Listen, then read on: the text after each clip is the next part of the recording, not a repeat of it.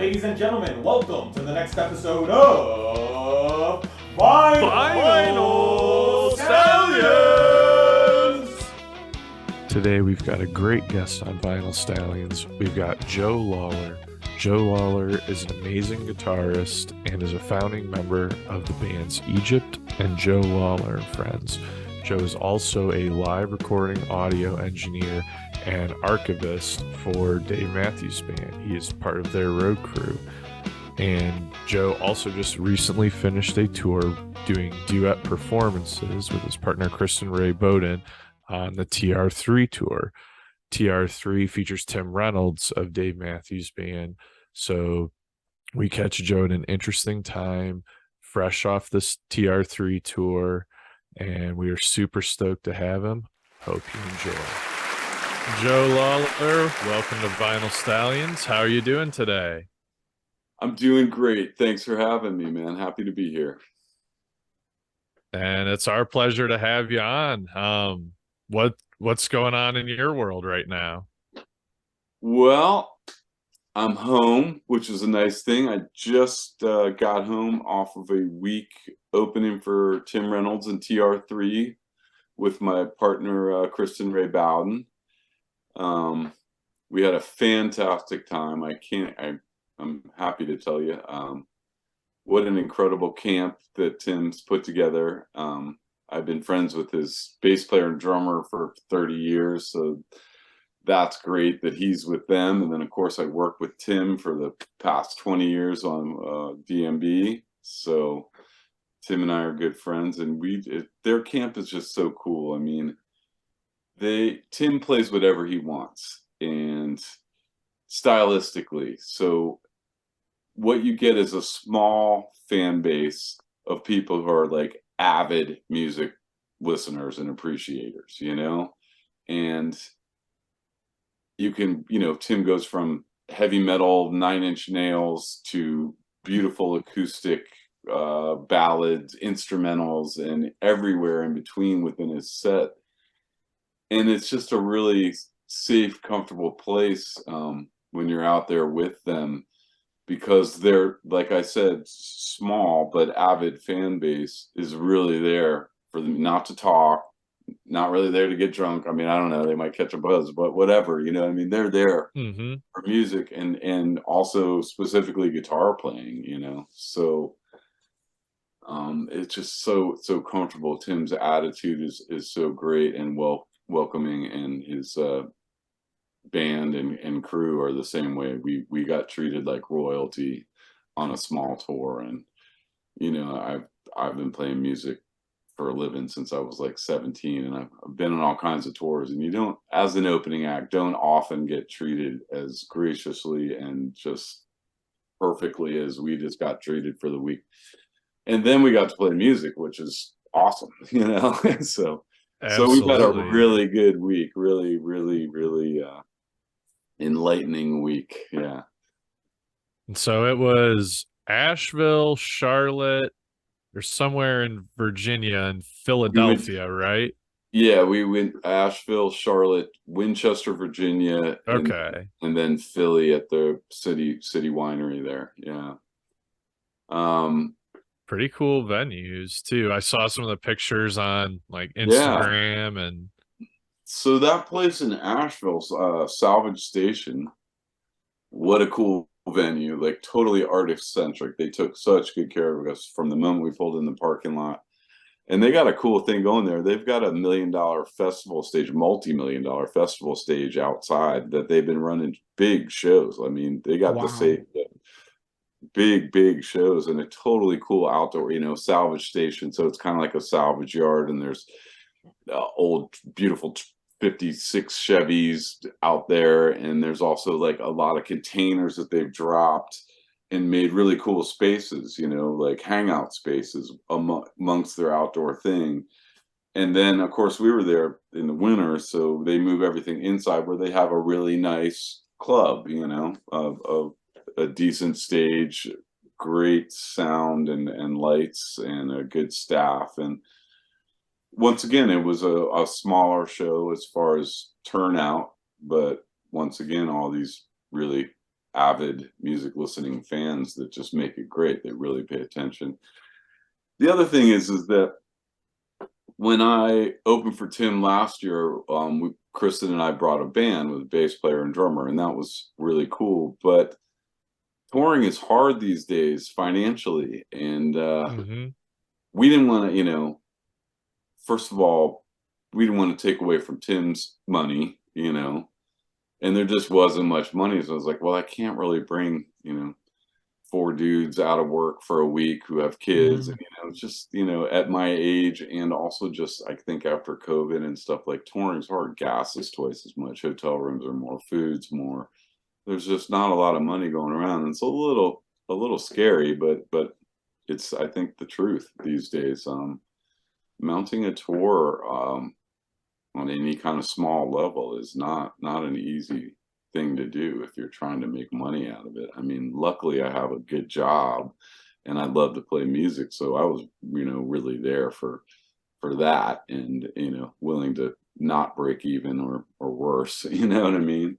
Yeah. So totally cool with me, but I feel for bands out there like getting started. I mean, I got started in the late 80s and playing music and touring the United States. And back then you really could, open for your friend's band once, the next time go back to the same club, headline it, do pretty well, and by the third time you were selling it out, and there was some money, and it was, what I'm saying, there was a system in place that's really just changed a lot and is all monitored by hits on the internet, and as we all know, as we're all dealing with your social media presence and all these different things now. And I'm not completely complaining, because I understand some of the cool stuff that has come along with this new version of the music business. We've all got Pro Tools or Logic sitting at our house. You can record a song and release it in Japan tomorrow, on your own. You have that ability. But damn, it's hard to now there's a gluttony of music out there that anyone can get a hold of, and it's really hard to make yourself something special down the middle of all that, So, that's interesting. I mean, like I said, for me, I'm well, truly blessed to work for Dave Matthews and crew and company for the past 20 years.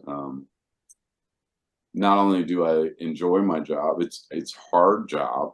I mean, I guess for your fans and your listeners, I mean, I'm on the audio crew for Dave Matthews Band, and specifically I do all the live recording. So I'm basically running a recording studio from stage left in Monitor World, and those recordings become the live tracks things, and also whatever warehouse fan club stuff, and we choose great shows to release. We don't release it as avidly as some other bands, because Dave Matthews also sells records. You know what I mean? We don't have to put out less than stellar shows. We keep it in the archive. I'm really an archivist. We record everything that those guys play and sing, and it all ends up in triplicate in our vault, and another copy out in Hollywood vault. So this is an ongoing thing that we're really proud of. It includes all the video, 6-camera shoot, and the director's cut of each show, and so everything's archived. We also have a database that I work with during the shows, where a show's given a serial number. I take notes during the show. Dave broke a string in this song. This was a stellar solo by Tim. And I try to keep it relative and positive, but sometimes there are problems, and we write that down too. But so anyway, it's all a really well organized archive that I happily do the audio part of, basically, and I've been really lucky to work with them. Being a starving artist myself my entire life, having a real job, in the music industry, where I'm well taken care of, and have life's simplicities like health insurance and things like that. So, and when we work hard. My days are 16 hours long. I get up at 7:30, get on a bus, dump 3 or 4 tractor trailers worth of audio gear and set it up. Of course, we have help and local labor and stuff, but I'm out there working, and we have a long day, and it doesn't end till like 1 in the morning when the trucks are packed back up. On the other hand, we're really well taken care of. We have great catering and great food that we've been working with for 20 years. I mean, that's the thing that Dave and the band decided to do was make it a family. It's not often that crew members have been with one band for 20 years, let alone 3 years. It's usually the type of job that goes tour to tour and you're looking for your next tour, but they decided to kind of look at it differently. And I'm 20 years in and one of the newer guys, you know what I mean? I mean, there's a crew, external people that come and go a lot, but as far as like a really tight 20-person crew, that I'm one of the newer ones, you know what I mean? And it's it's a cool thing for me as a musician. I have a real job and I get paid, and when I'm not working, I can do my own thing. And for me, that's pursuing music in various ways. So to have that luxury of being able to pay my bills and play some music I feel pretty lucky at. I feel like that's when you can say you've made it. Absolutely. It's interesting. When I was young, I thought making it was selling 1 million records and being on MTV and all that kind of stuff. But I think you guys are right. I can really look at it now. It's like, oh, I get to live my life like exactly like I want. My house is full of guitars and instruments. When I'm not working for a giant band where 20,000 people march in and then march out smiling, like my basic premise is to help people have a good time and enjoy music, so definitely. Oh, it's working. Yeah, I feel really lucky for that, and then to have the time and be able to pursue my own stuff, whatever that is at the moment. Definitely. No, I appreciate you diving into that, Joe. Like, I have billions and billions of questions swirling around my head right now. Yeah, you guys are welcome to ask, I mean, that is a lot to unpack. So I guess, since we started with the tour, I guess before we stray away from that, let's just dive into that a little more. Sure. Which that album is fantastic, by the way. So do you play guitar on every song that has guitar on that album? Which album? The 2019 album. Kristen's? No, okay. So actually I didn't play on that. Okay. She had that recorded when we met in like 2016, 2017. She already had it recorded, and I did help her get it from the recording's done. We getting mixed and mastered and stuff. I mean, I just gave some suggestions and stuff, but that's her thing. Okay. But since then, we've now started to collaborate together, and we have she has a new batch of songs which include some co-writes with me and collaboration stuff that she's working on figuring out how to release. It's a struggle to figure out how to properly release music these days. You just put it out on the internet and charge $10 and wait for people to get it. How do you market yourself? What do you do? I've seen so many people and everyone has access and you can put your album out, but 3 people buy it. You've got to come up with a plan or deal with you've got to deal with pivot algorithms, like you got to figure out, you got to post at 10 a.m. every day about your band and say the right things to get hits or whatever. I mean, just that in itself is a whole nother job. And like, we are small podcast right now, and honestly just managing our Instagram for the most part, and I feel like it is a whole nother job I have to do with my other job. I agree, which takes away from creativity and music for me. Like, man, I love like writing songs, recording songs, arranging songs, playing songs. But when it gets to this part, I'm just like, oh gosh. But like I too have just completed co-writing an EP with my best friend Andy Waldeck, who he and I were started the band Egypt together that I was in when I was young. Oh, that was one thing we were going to ask about. Okay, Egypt, so yeah. so like in 1984, I like dropped out of high school and was like, I'm gonna go to Berkeley College of Music. They had this program where you went for a summer semester and got your GED, and then you were in music school. And I was like, that's a good thing for me to do. I was like 17 years old and living with my single mom, who's wonderful, but I was a teenage brat dude. Just wanted We to play all guitar, were. like, school. No way, man. I'm playing guitar, dude. And so that was my plan. And I got to Berkeley for this summer program, summer of 1984. And first person I met was Andy Waldeck, who then became my musical partner to this day. We have a 40-year whatever friendship. We both got to Berkeley and said, this is cool, but what we really want to do is go out on the road and play. So we stopped going to music school. I quickly finished high school in Amherst, Mass, completed my senior year. And then he and I, the next summer, decided to move to Wilmington, North Carolina. We were going to surf for the summer, and we told our parents then we'd figure out how to go back to college and do the right thing. we got to Wilmington and lived there off of our roommate who had a soccer scholarship. So he had a condo and he let us stay there. And after a while, he was like, dudes, I need some money from you. I've set you up an audition. He literally borrowed a car and saw a bass player and drummer needed in the Wilmington, classifieds.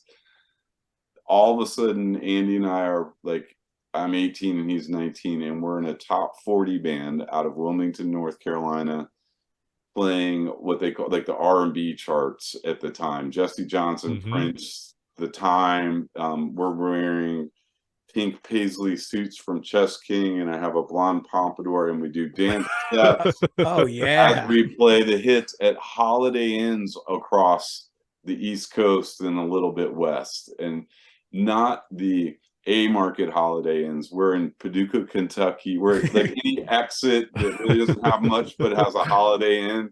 We were playing there at the lounge. And so I got this kind of we got a fast introduction into part of the music business, that top 40 scene in it, which has merit. But at the time, all we wanted to do was write songs. We even suggested to the top 40 guys, like Star Search was a thing. It was like the first TV show at the time where you could like audition in and win a record deal. So we were like, well, we're at these Holiday Inns all week long. We could rehearse all day, write our own stuff, and maybe get on Star Search. And all the guys were older in the band and been through it, and they're just like, nah, I'm just going to sit in my room, man.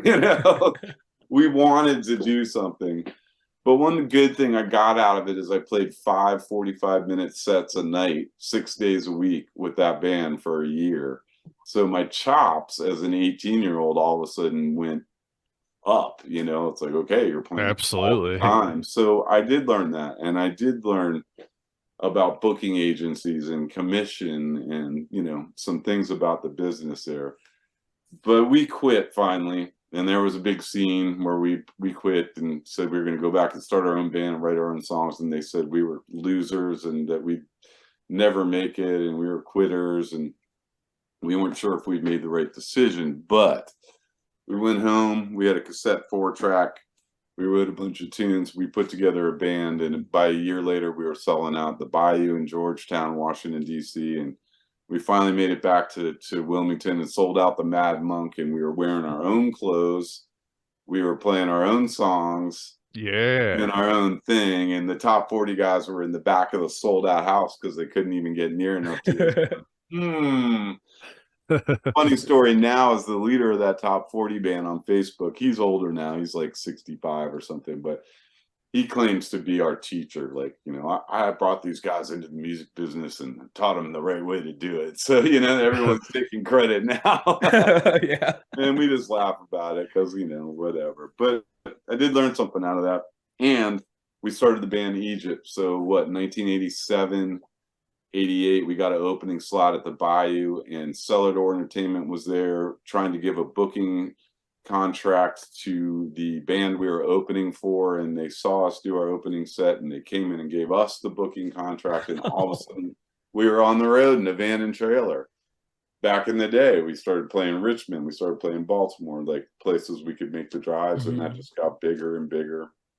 And our And career you guys were all based out of DC? yeah, we were in, most of us were in Northern Virginia, but we called it DC to sound cool, you know. Okay. Like we're Egypt from Northern Virginia didn't sound as cool to us. We were young, you know. Right on. And it was a really cool band. It was all original. We were influenced sometime when we were in that top 40 band. Andy and I happened to go to the Metro in Richmond and see Fishbone and the Chili Peppers in the late 80s, which was a fucking thing, dude. Those shows were off the hook. And then we started going to see them a lot at 930 Club, the original 930 in DC, when it was little and crazy. And man, like we just went like, we want to do that, you know. And so Egypt was kind of modeled off that funk rock.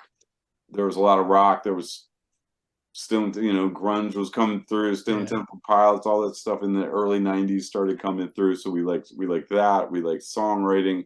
We liked funk. We thought we had some kind of political message, you know, and like we were fighting for something. We were young, you know, and it was really, really cool and a really great experience because I got to like watch a band just like blow up. You know what I mean? And we got really close. We had a deal with SBK. We had a deal with Matador. Madonna wanted to sign us, but then we fired our singer. Like everything went wrong. Like everything went right, but everything also went wrong. And you know, we were really steadfast about our morals. And like SBK tried to sign this 40-page contract that said they could tell us what to wear, and we thought that was unbelievably hard. Like no one can tell us what we're not signed in their contract. And I think every record company, every contract has stuff like that in it and clauses like that in it. And for whatever reason, Egypt didn't quite make it when we really had there was almost there. Like we were really going to blow up, and it didn't happen. And there's so many stories like that with musicians. It's so hard. I mean, you know, thousands of bands, and 5 of them make it a year, you know. It's like, yeah, but I had the taste of all of that, you know, almost, you know. And then we continued doing it, but then like grunge and everything really came in, and we were like out of place stylistically, you know. It's like the first thing any label wants you to do is go, so what style are you? Pinpoint it. And we were like, well, we play funk and we play rock, but we like pop songs, and we like actually writing songs with form, and you know. So it just that kind of of sounds like the Chili Peppers. yeah, and then you know they made it over with Under the Bridge, right? They like kind of went from like this like punk funk to all of a sudden having some pop hits, which paid him some money and allowed him to keep doing it. But on the same token, like Kristen and I were just listening to Chili Peppers' new record or 2 records, and man, some cool, man, they've gotten good at what they do. You know, they do a very specific thing and it's all them, but man, they're really good at it. I mean, I used to be like wishy-washy about Anthony's voice and some things like that, but man, he does his thing the best, you know. Yeah. What'd you think of those 2 records, just out of curiosity? Yeah, we really just listened to the first one in the car the other day, and the first 5 Limited songs, Love. Yeah. And the first 5 songs blew me away. Like, to be honest, there was like, that's where I got this opinion of like, wow, they're doing exactly what they do. I mean, some people can say they do the same song over and over again. Well, I hear the subtle differences, but they do have a formula. They have a Chili Peppers thing. They do the Chili Peppers thing, but man, do they do it well, you know? The sounds were great. The writing's interesting. The guitar player's always interesting to me. You know, it can come left field sometimes, but I totally like it. Yeah. And then also like, you know, Fishbone's kind of like resurging a little bit, you know, they're playing again and stuff. And actually one of my great friends from 30 years ago is their new guitar player, believe it or not. It was always his dream. He was like this little kid that used to ask me for guitar lessons. He's like, I'm going to be in Fishbone one day. And he literally is. I was like, that's crazy. Mark Phillips. Yeah. One of my favorite songs at any time comes on, I just lose my mind, is Bonin' in the Boneyard by Fishbone. Absolutely. Absolutely. What's interesting too, since we're talking about the Chili Peppers too, so that song "Bonin' in the Boneyard," they Yeah. sample that in "Good Time Boys." Yeah, that's right. That's right. I've heard that. That's really interesting. It's cool too. Like, well, like Fishbone, they started getting really big, and I started seeing them instead of in little clubs and like big arenas, but it didn't quite transfer. Like that was kind of a problem. Their energy and their just all out stage show freak out was super cool in the little 930 club, but when you put them on a big stage, it was just kind of chaos. It was just like, okay, what's really happening here? Yeah. But I don't. Some bands aren't really supposed to get big like that. Who knows? But the long story Mhm. short, this guy Andy Waldeck that we started in Egypt and we were in the top 40 band. We've stayed best friends over all the years, but done different. He had a band called Earth to Andy that got signed to Giant, and he went off on a 5-year trajectory with his own thing. And I started working for Dave, and at first I played less because I was really learning my job, and it consumed my life. And I was also very like, I tried really hard. Like, I'm going to make myself valuable to this camp, and I'm going to keep this job for a while. And so I really busted ass for like my first 5 years. So how did you get in contact with the DMB crew, and how did Well, that start? when Egypt was playing, Carter and Leroy used to come to the flood zone and see us when they were still in their sort of flood zone tracks area, before they had gotten big. So this must be Yeah, late 80s, early yeah, I 90s. think it's like the early 90s, Okay. where Egypt's kind of starting to go like this. We didn't make it. We lost a couple record deals. We could still work and tour, and we had a name, but turnout was kind of going down and stuff. But Carter and Leroy used to come and see us. We made friends. We played in Charlottesville a few times. And then what happened is Andy and I just picked up and left Northern Virginia. We were literally playing the Smokin' on the mall in DC, which is a huge, show every year. We were like opening for the Butthole Surfers and, some other thing. And Yeah. some woman we barely knew from Charlottesville was like, "Hey, I just rented a big farm in Charlottesville. You guys should come and live there." And for some reason, we packed up the U-Haul next week and moved to Charlottesville. Really not. Egypt had played there a couple times. I played at tracks, open for Boyd Tinsley and his solo band. I forget what it was called. So we had met all these guys, and I was friendly and like cultivated relationships with other bands. So it kind of kept doors open, not overly so, not like trying to brown nose people, but well, they Yeah. weren't Yeah, I get they it. weren't big yet, but it was kind of important to me. And honestly, when I got the call, in 2002, from Bagby, who was the longtime front of house engineer for Dave Matthews Band. So he was sort of the head of the audio crew.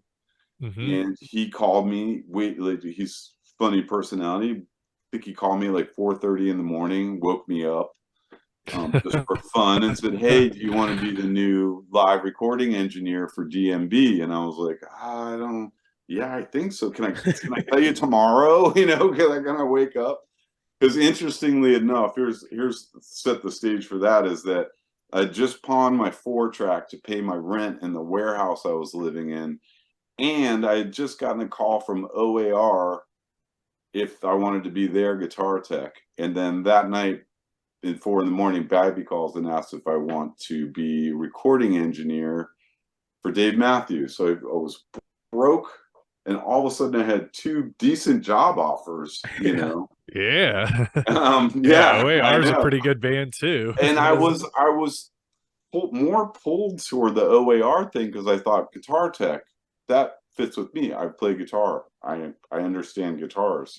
Recording engineer. Mhm. Okay, I love the studio. I've been involved in all of Egypt's recordings, but I am by no means a real top of the line studio engineer. But luckily I made the right choice. No offense to OAR, but the Dave Matthews Band is definitely a better place Dave. to be employed by. You know what I mean? Yeah.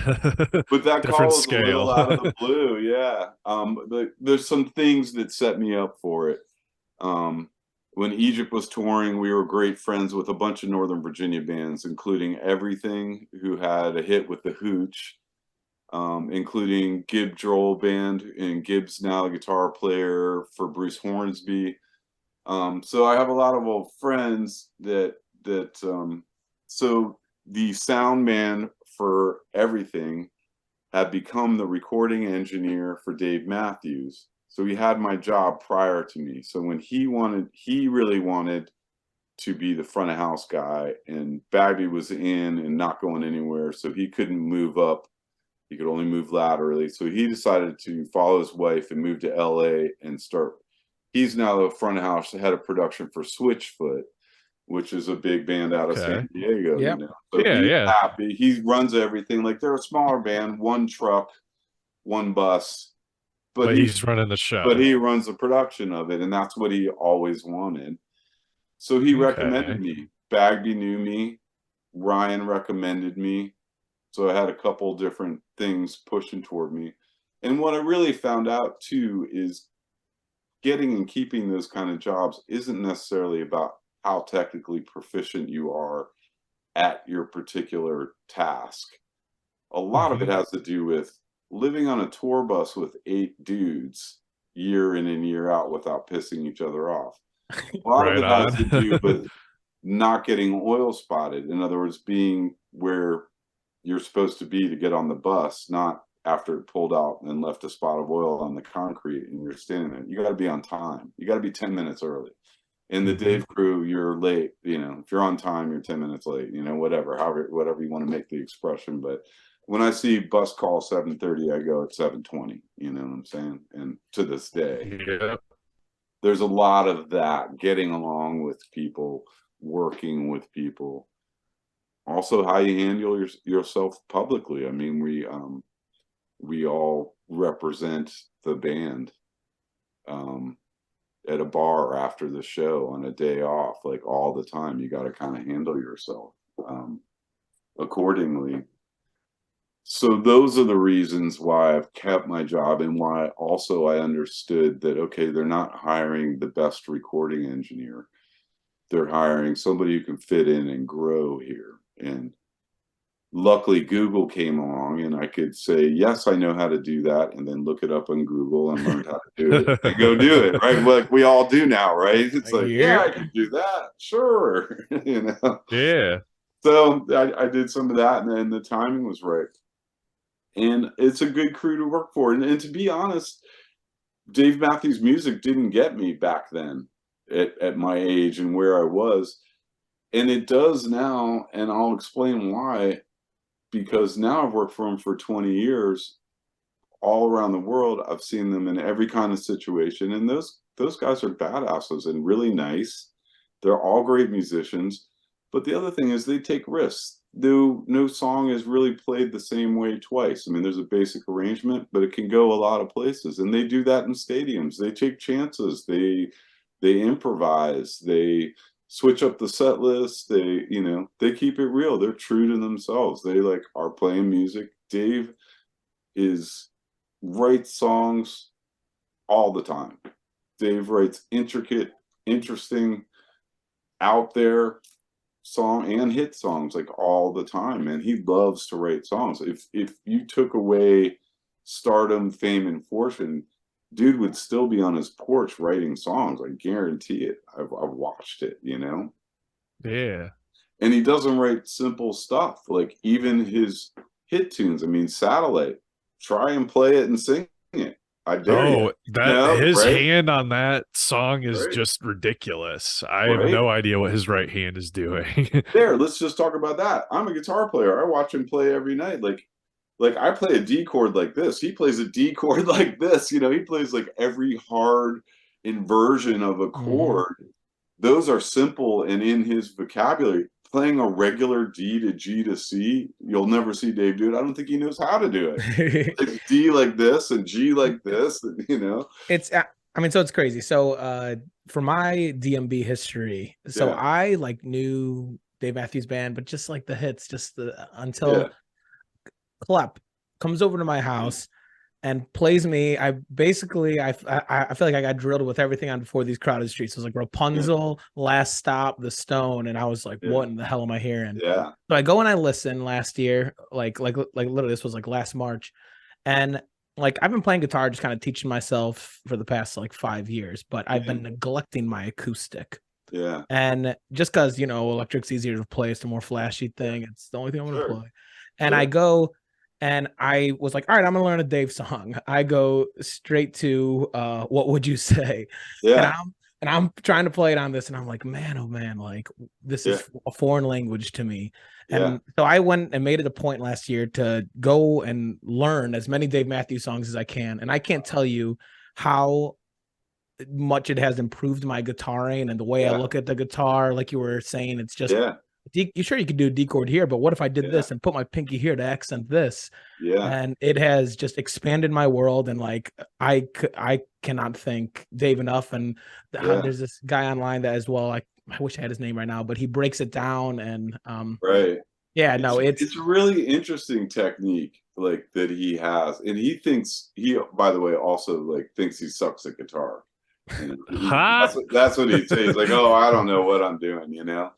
But honestly, I think him growing up in South Africa opened him up to a different rhythm than all of us here in North America, because he's got intense rhythm too, which absolutely he self-defaces too. He's like, oh, I just play 1 1 1 1 1 1. Like I don't have to count. He doesn't count on time signatures. It's all just 1 1 1 1 1, and it just depends on how many ones you want. I mean, those are how he like to face himself. But I think he has a really inherent interesting rhythm, and also the way he approaches the guitar.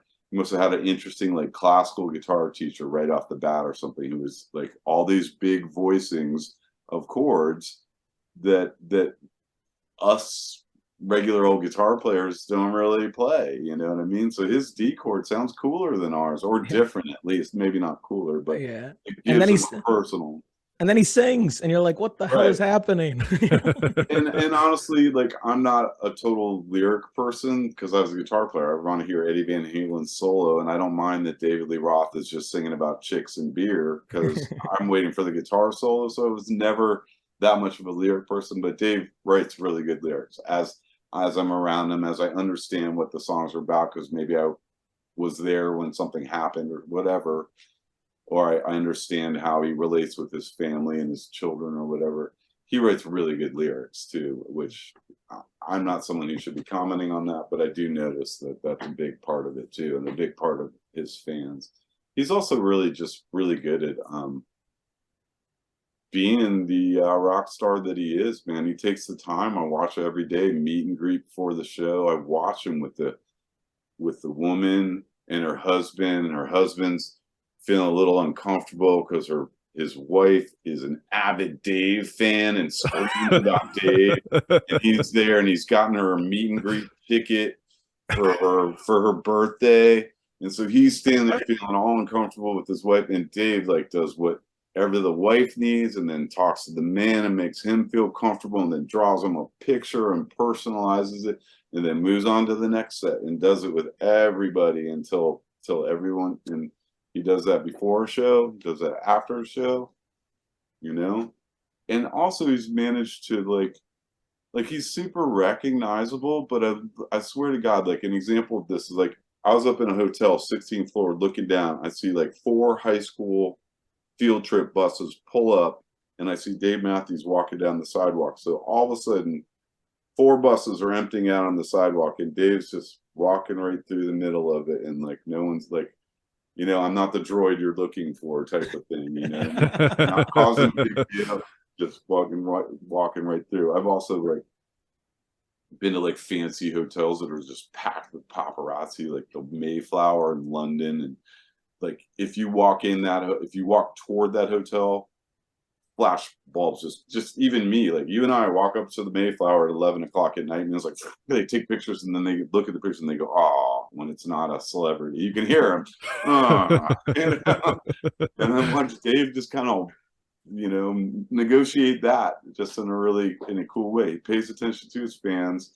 He's thankful for the career he has, and he also met Jedi mind tricks his way kind of through it.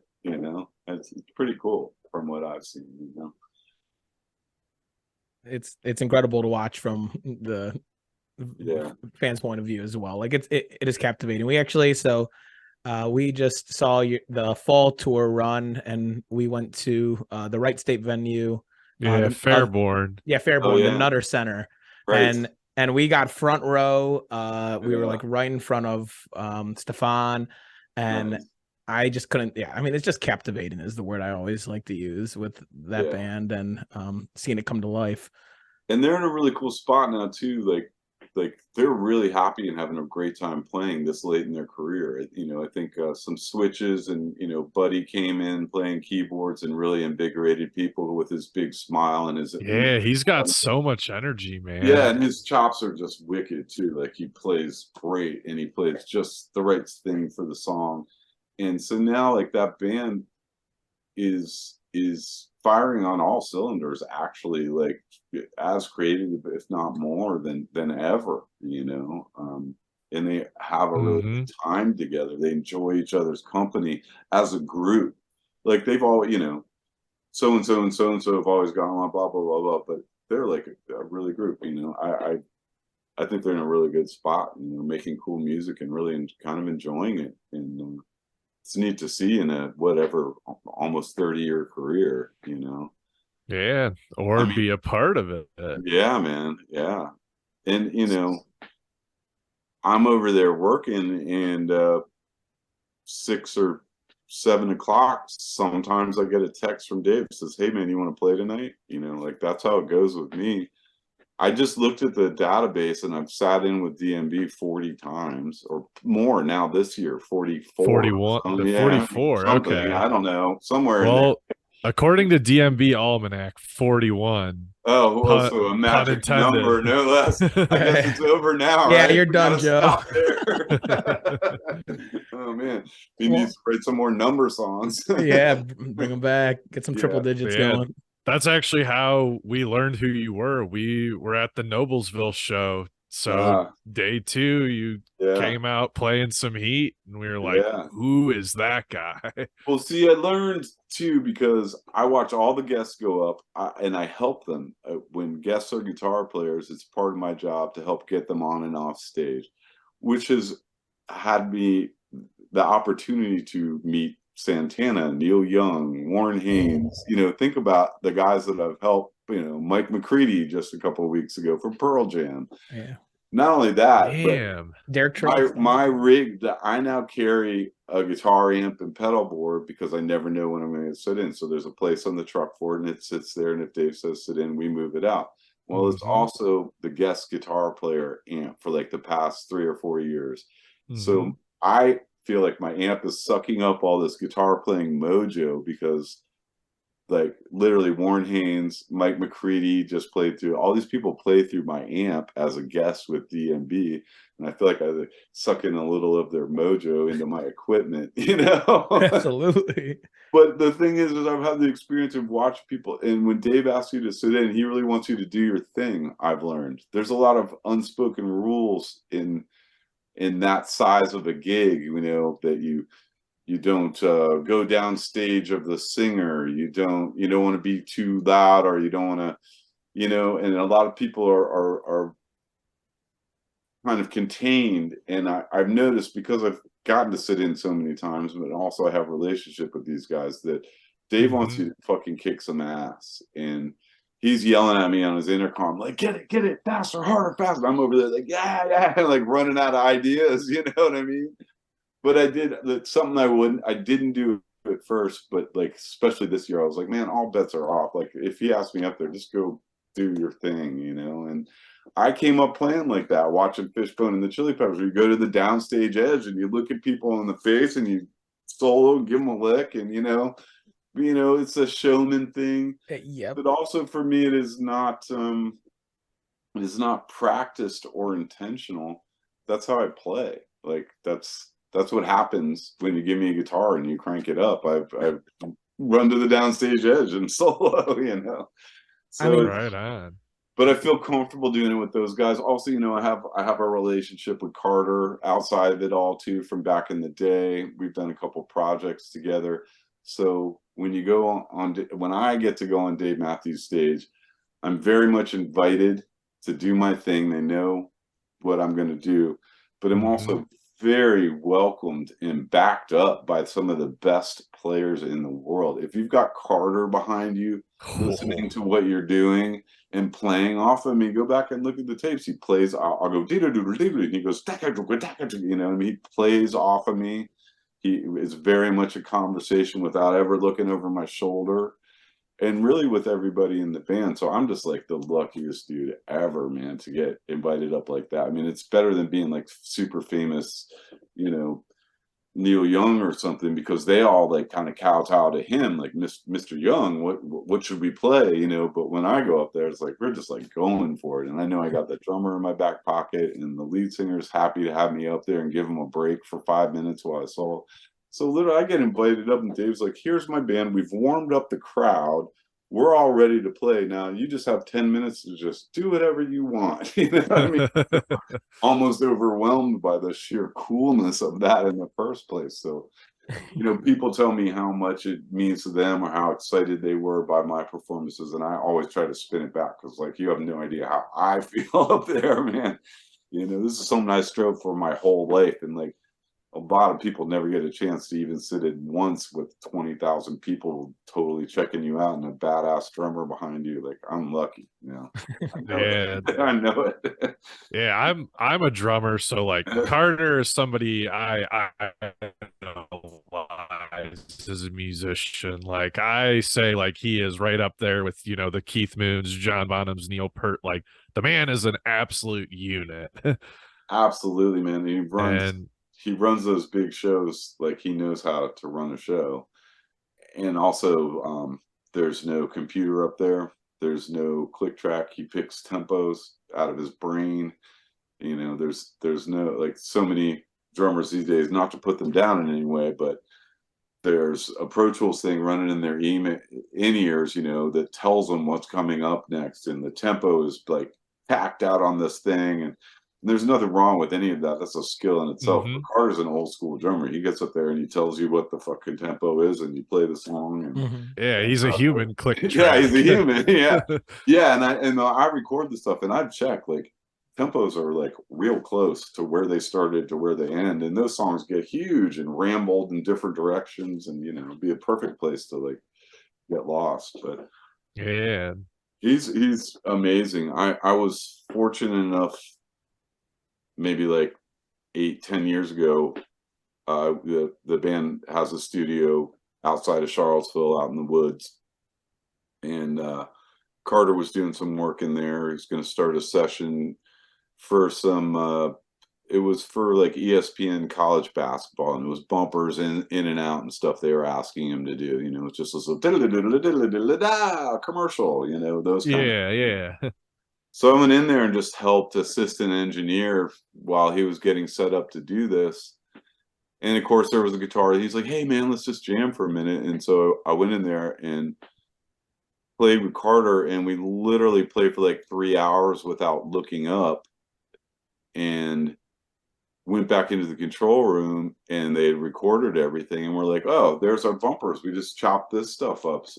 So then I ended up being in the studio with just Carter and myself for a month working on awesome stuff, and I played guitar and bass on it, and literally just like any idea we have, Carter would jam to. We'd record it, then we chop out the good part and do a little editing, a little blah blah blah, and it, you know, it went to ESPN, and they used all that stuff. But for me, it was just that experience of like being around that dude for a month, and also playing guitar to just the two of us, no bass player, no singer, no nothing. So it was all pretty much like whatever I could think of on the spot that Carter might like to jam to. So that was just like a really good lesson and fun time.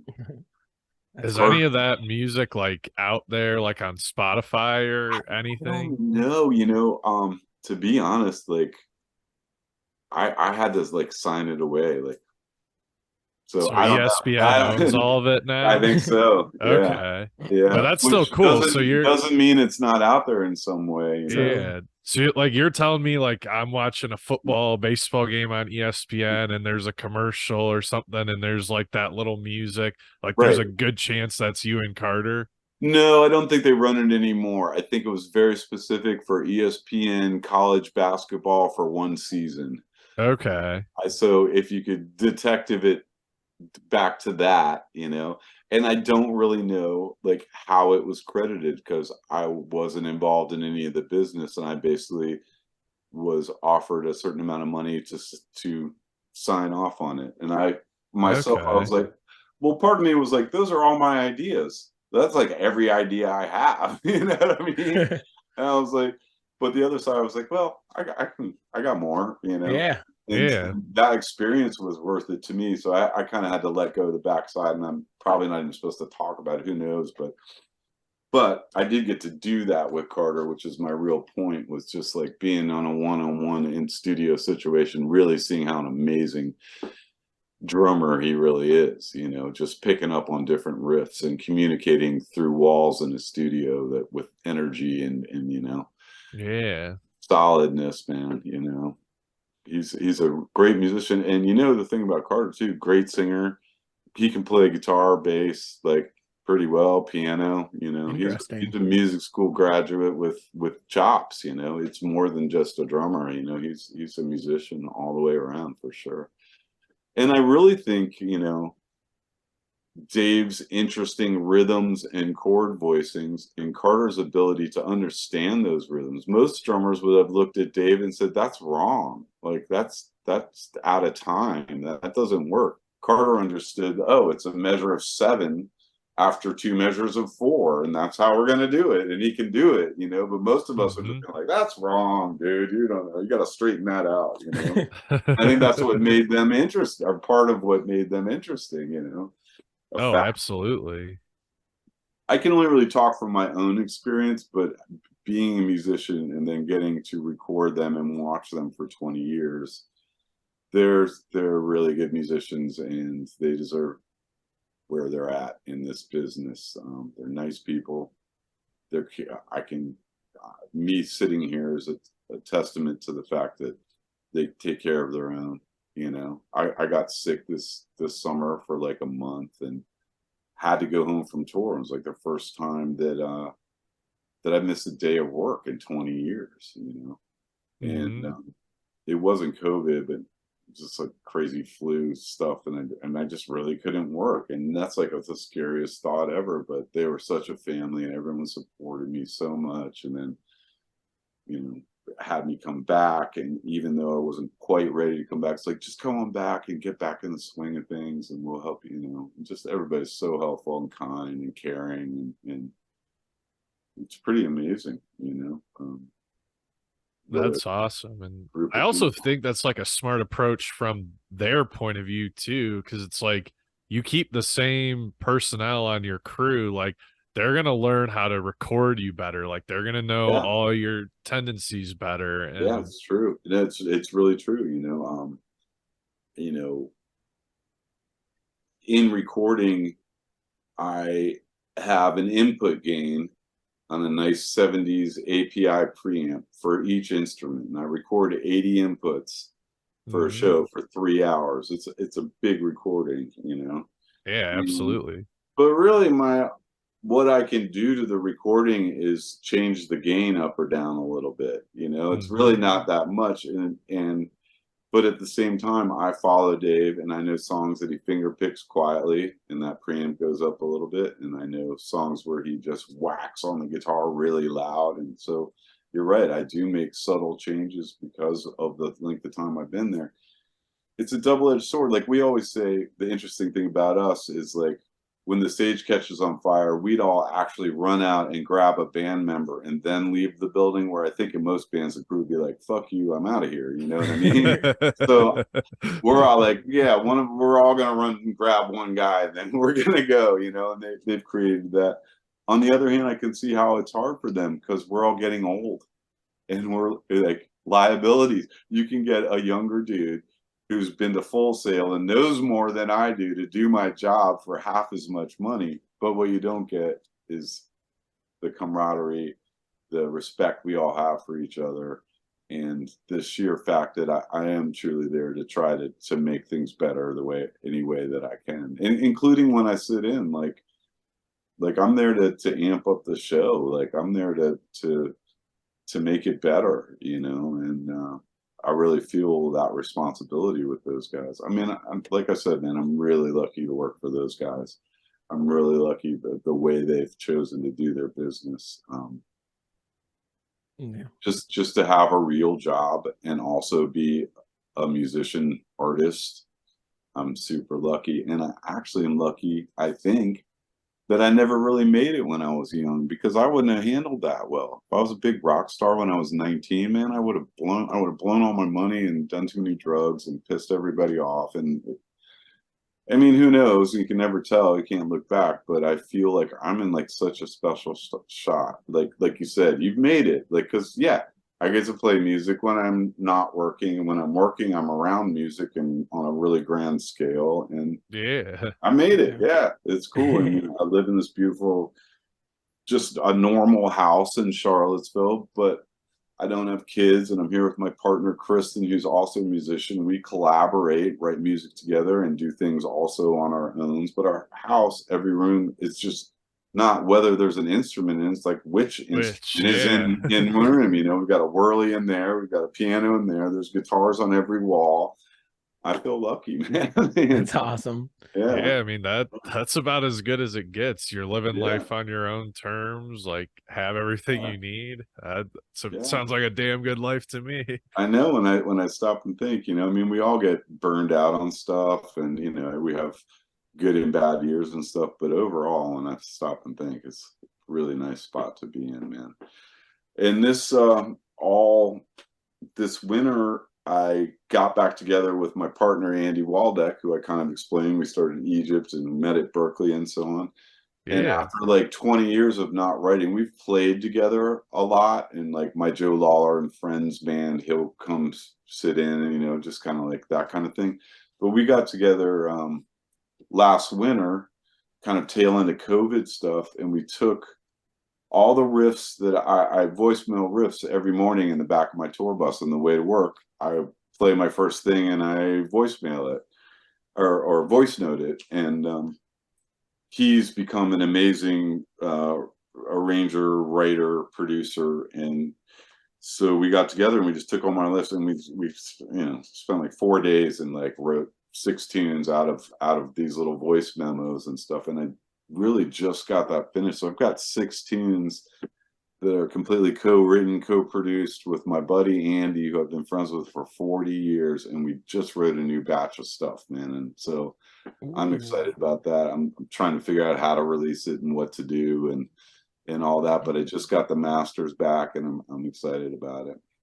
And will that be under just Joe Lawlor as well? No, Joe because Lawlor and Andy? No, it's total. Yeah, it's a total collaboration, and we tried to beat around with names, or Joe Andy, Andy Joe, Andy and Joey, And finally, we came up with the name, which is actually the title of one of the songs, and it's called "The Long Way," and it's kind of pointing toward the fact that we met when we were 17 in the dorms of Berklee College of Music, and we've come the long way around 40 years later to write more music together. Very nice.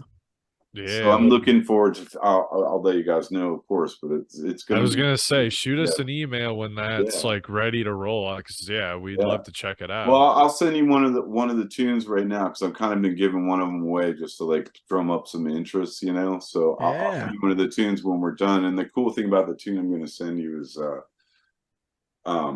I asked for Sean if he was interested in writing a horn part. It's kind of this like kind of silly, happy sort of R&B white guy R&B song that we wrote. It was the song that we had 5 songs ready, and we wrote one 5 minutes before we pushed record. It's that song where you're like, well, if we just had one more, it'd be 6, So we literally wrote it on the spot, and it shows in some ways. It's pretty simple, but I thought, man, if we could get Rashawn to put a spicy trumpet line on this, that might really help it. So I asked Rashawn, and he of course was like, man, I'll be glad to do it. I was like, well, look, I'd be glad to pay you for composition, writing, playing, whatever happens, you know. And he's like, no, man, you don't have to pay me, with family and shit.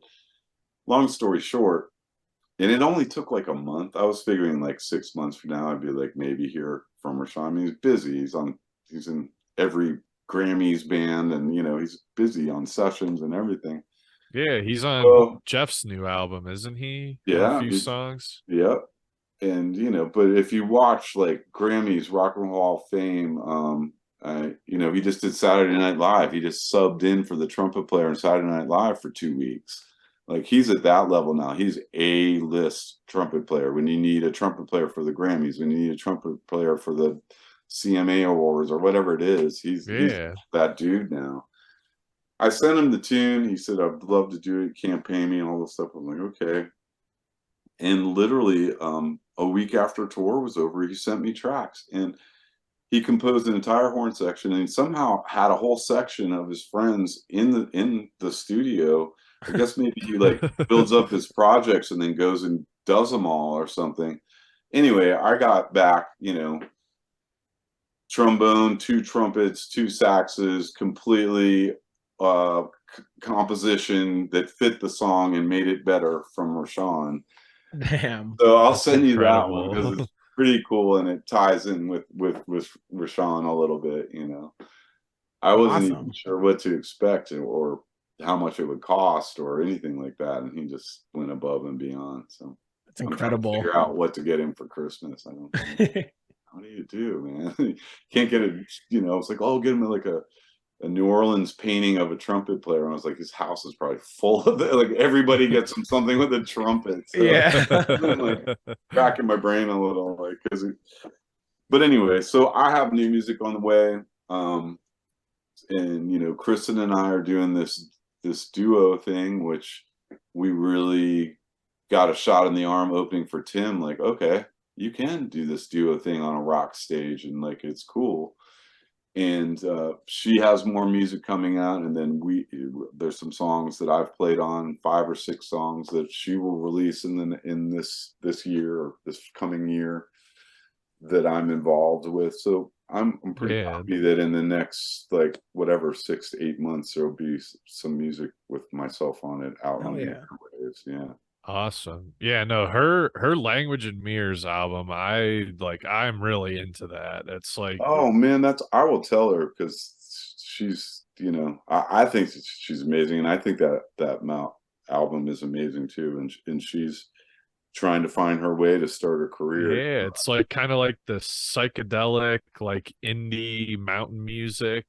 Oh, you were hitting it all on the head for her. Yeah, she's from Boone, North Carolina, so there's this whole mountain music side, but she loves Radiohead, and you know, so yeah, and whatever else. So yeah, that's really cool. Your description is, she would be happy to hear, and I will tell her as soon as we're done with this. Yeah, please do. Forever Please and Solid Ground were just like blowing my mind. I like thought it was a guitar at the end of Solid Ground, and I went back, I'm like, that's a violin, I think. Yeah, so all of Kristen's family, which is extended, are monster musicians.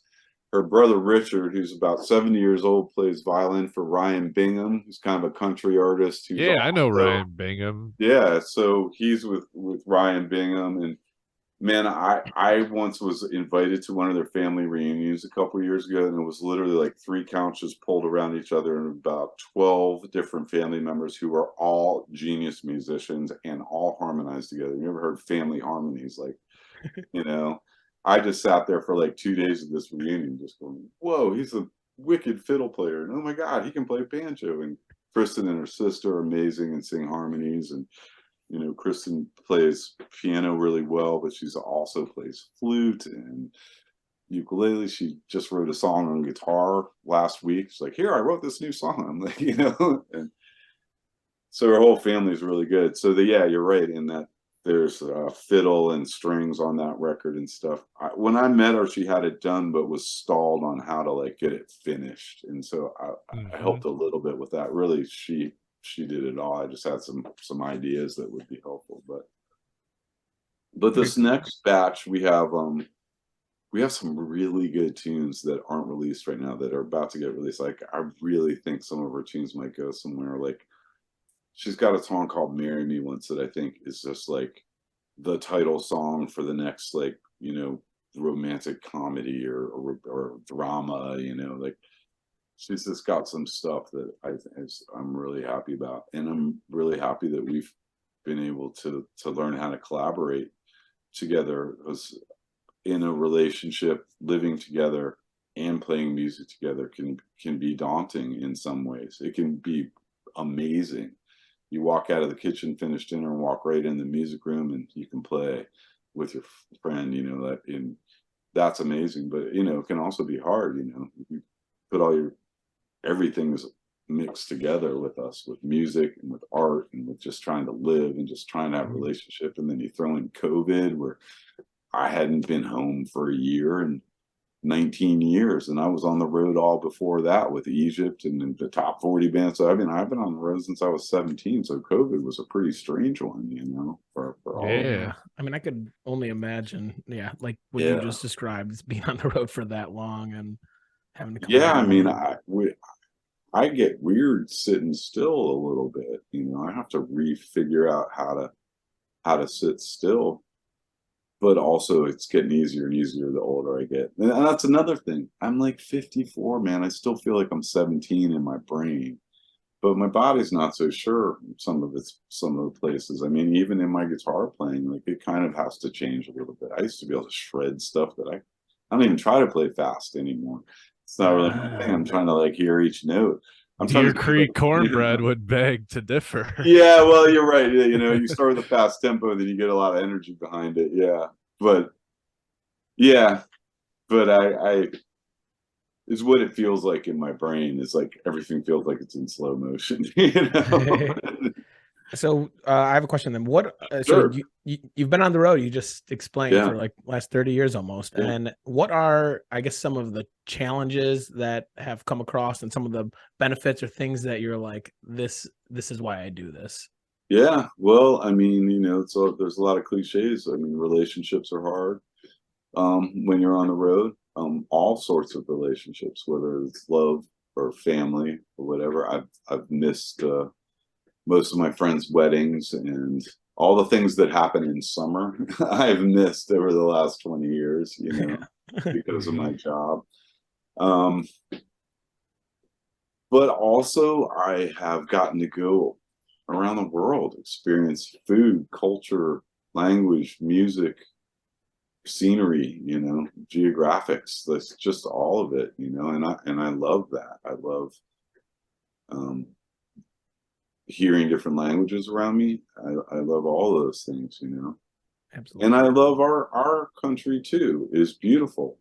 There's nothing like, you know, the flattest places in the country, being in a tour bus and watching Arizona turn into, you know, whatever, turn into California. And, you know, I mean, there's some beautiful moments, and sitting in the front of the tour bus playing my dobro while the driver sings bad blues. You know, I mean, come on, you know, it doesn't That's get awesome. much better than that, you know. Yeah, and I at least for me, I would think being able to see other venues would be a huge part as well. And so, do you have a top 3 venues you've ever been to, or just some Yeah, that it's come to weird. mind? Okay, so that's a question I get often answered, and there's like obvious stuff, like of course the Gorge is amazing, and it is. You know, I mean, I've been there 19 times, so it's less amazing. But you know what happens with the coolest venues to see a show are the hardest venues to work. The Gorge is a pain in the ass to work. You're out there dried out, you know, the temperature goes from 97 during the day to 50s and at night, and you're cold and wet, and it's a hard place to work for 3 days, to live out there for 3 days. It's not the easiest load in. They can only fit 2 trucks at the loading dock. We have 11, you know what I mean? Like some of the amphitheaters are easy because all the trucks fit in the dock, and you just roll the stuff straight on the fit. The Gorge is not like that. We're talking ramps, we're talking 2 trucks at a time. Red Rocks, beautiful, amazing venue, right? Great, cool place to see a show. You got to cross-load the tractor trailers at the bottom of the hill into little box trucks. So each tractor trailer turns into 4 or 5 box trucks. So now 11 tractor trailers later, it's a 24-hour event getting the gear up to the stage. Oh my Lord. And then it's the same thing getting it back. So I will tell you that most of the like destination gigs are really hard to work, so if you're asking me as a crew guy what my favorite venue, it's like the most mundane amphitheater in the Midwest somewhere. I mean, like Noblesville, probably Deer Creek, big What and about Blossom? flat, and all the trucks fit to the dock. It makes for an easy day for Joe. Doesn't necessarily make for the coolest as being a fan. But I've also gotten to go to Santiago, Chile. I've gotten to go to South Africa with Dave in Cape Town and Johannesburg. So watching different cultures react to Dave makes favorite venues for me. You know what I mean?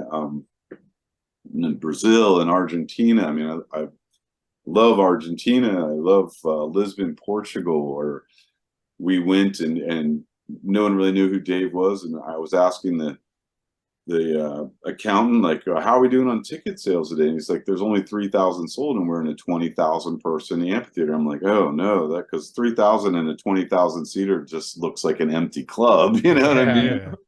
Yeah. But what we found out about Portuguese people is they don't buy tickets ahead, and they come out late, and they all came, and it was sold out by the time the show started. Wow. And that made that live record there in Lisbon. If you look back at the live tracks, and it's like one of their longest performances. They came back for 3 encores. Damn. The soccer chants, whoa, are all in key, and the band used that drop D they were singing to go right into Don't Drink the Water. So it was like musical, segue between the crowd chanting and the band. There was a lot of cool stuff happened there. So Lisbon's a famous one. It was, What live tracks number is that? I don't know, because I just don't know the numbers and stuff, but you can find it. It's Lisbon. I mean, and it's probably with COVID, it's probably 7 or 8 years ago. I lost it. Just like, yeah. You just drilled a bunch of live tracks right there, naming all those different places. Do you ultimately get to propose when it's time to make a live track? I mean, I just saw there was a Blossom one released from our hometown. No, I don't make that choice, but the part I do have in it is within our database. I'm one of 14, 15 people who are on our database, and I can change records within it. A lot of people look at it for, the guest list or something, or print out the day sheet. But my whole archive section, I can make changes. So I rate every show on a 1 to 5 stars with some notes, and so I'm involved in choices. So the first thing they're going to look for in the database is 4-star shows from Joe. They'll look at that. And from some of the other guys who rate the shows, there's only a couple of us that do it. And it's actually, I've found, really hard to do. When you're at a show and working a show and in the middle of a show, it's kind of hard to tell whether it was a good show. Some shows I'm like, that's a 5-star show, and everybody else is like, that was horrible. And so I'm a little I'm not quite sure what a good show is from my vantage point, being on stage left, working. I'm in ears listening to my recording, so I'm spending a lot of time soloing instruments, making sure that it's a clean signal, that type of thing. So I'm not really listening in a enjoyable way, so to speak. You know what I mean? It's much more of a mathematical, I'm working type of way. And my mix has no effects, no EQ, because I'm trying to record exactly what the band did every night. So I'm not altering it as I'm recording it, and I'm listening to it. So I'm kind of listening to it in this bare bones way, which honestly is pretty good a lot, you know what I mean? Which is saying something for the band right there, that they're bare bones with no reverb and no EQ on the hi-hat cymbal and no tweak on Dave's vocal. Sounds pretty damn good. But I have a hard time judging. But there's more people than me involved. There's a lot of factors involved in live tracks, down to Corin, the manager, has a say in it. The band would have a say in it, but they haven't made it. They stay away from it. Instead of all band members in a room telling you how to mix something, they kind of hands off on it and kind of trust us, which I guess is to us. But they I mean, if they have a certain feeling about something or they want to get involved, they always can. But the stuff gets done around them, so to speak. But we do pick the best shows that we can. I don't even pick at all. My rating gets looked at, and that's one way I have kind of a say in it. But there's also all this other business shit. Like some venues charge for the recording rights. So you might have, like Madison Square Garden is $40,000 a night to record there in case you might release it. We've recorded how many shows at Madison Square Garden in the 30s, paid the $40,000 for the first like 18 years. And then like 4 years ago, some gruff union guy said, hey, we're going to waive the fee to me. Just out of the blue. I guess we were cool enough or we did it long enough. Also, never released a live tracks from Madison Square Garden either. So there's an income stream. Think about whatever 18 times 40,000, you know, that's gotten paid and just gone right by. Whatever. There's plenty of money, but I'm saying that there's more factors and choices of a live track release. The venue could have something to do with it. Okay. There's other factors that are involved, but for my part, my show ratings are part of it, and the other couple audio guys that make these show ratings are part of it. Set list is a part of it. You know, we keep extensive records. What Dave has played in this venue for the past 5 years, he's handed during the day to make his decisions about the set list that night. He knows what he's played there and what he hasn't played there in the past 5 years at that same venue for those, you know, for that crowd. And so he takes that all into consideration. And sometimes he throws it out the door and plays what he wants to play, you know, which I'm a fan. I was like, dude, you should play whatever you want, you know. Yeah, the setlist gaming is like totally part of the wonkery of being a DMB fan. Like there are apps dedicated to I know.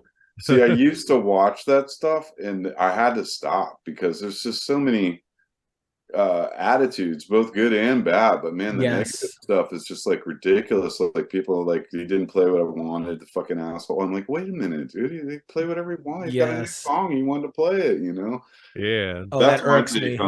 I mean, I watched it the first time I sat in, and then I went back to the ants marching or whatever and looked at it, and they're like, who's this Ron Jeremy lookalike guy making all these weird faces on stage? You know, like Ron Jeremy's little brother or something. I was just like, I gotta stop looking at this. So no, dude, you know. That really has bugged me. I mean, the last 2 years of really going to shows and standing below it. I'm like, Dave could play Gray Street 22 times in a row, and I'd be okay with it.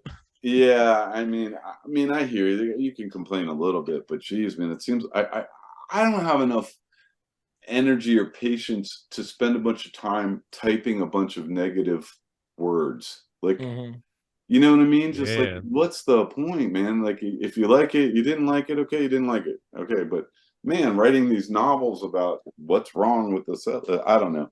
It's weird that it's polarizing as well. Like it's just like weird. I mean, it's a whole jam band kind of sphere as well. That kind of can get that way. It's not just DMB. There's other jam bands we follow that like it's the same thing. And I just feel like if you don't really like it, I mean, this is kind of like a tenet of Vinyl Stallions, our podcast. Like, if we don't like it, we're just not going to talk about it. Like, there's no need to be negative. Right. I mean, you can have your opinion and then let it go with that. You know what I mean? Like, not everybody's supposed to like everything. But I will tell you, like, you know, you can look at some facts that I see in our database. Like, this past summer, the Dave Matthews played 130 something different songs, right? I don't know the exact number, and it's probably there on DML, but like they played a lot of songs. You guys are musicians. I've been a musician all my life. I can keep about 20 songs in my head before one has to get bumped out to add another one. These guys play a lot of material, you know. Like when Buddy joined the band, he had to learn like 120 songs, and he didn't know which one Dave was going to ask him to play first at rehearsal, you know. And he's such a good side guy that he learned them all, you know. I can't even fit that in my head. So they already are doing that. Like I said, Dave looks at the set list that he's played in that venue for the past 5 years, so he knows what he has played and what he hasn't played. And then he chooses what he wants to play and what's in rotation with the band at the moment.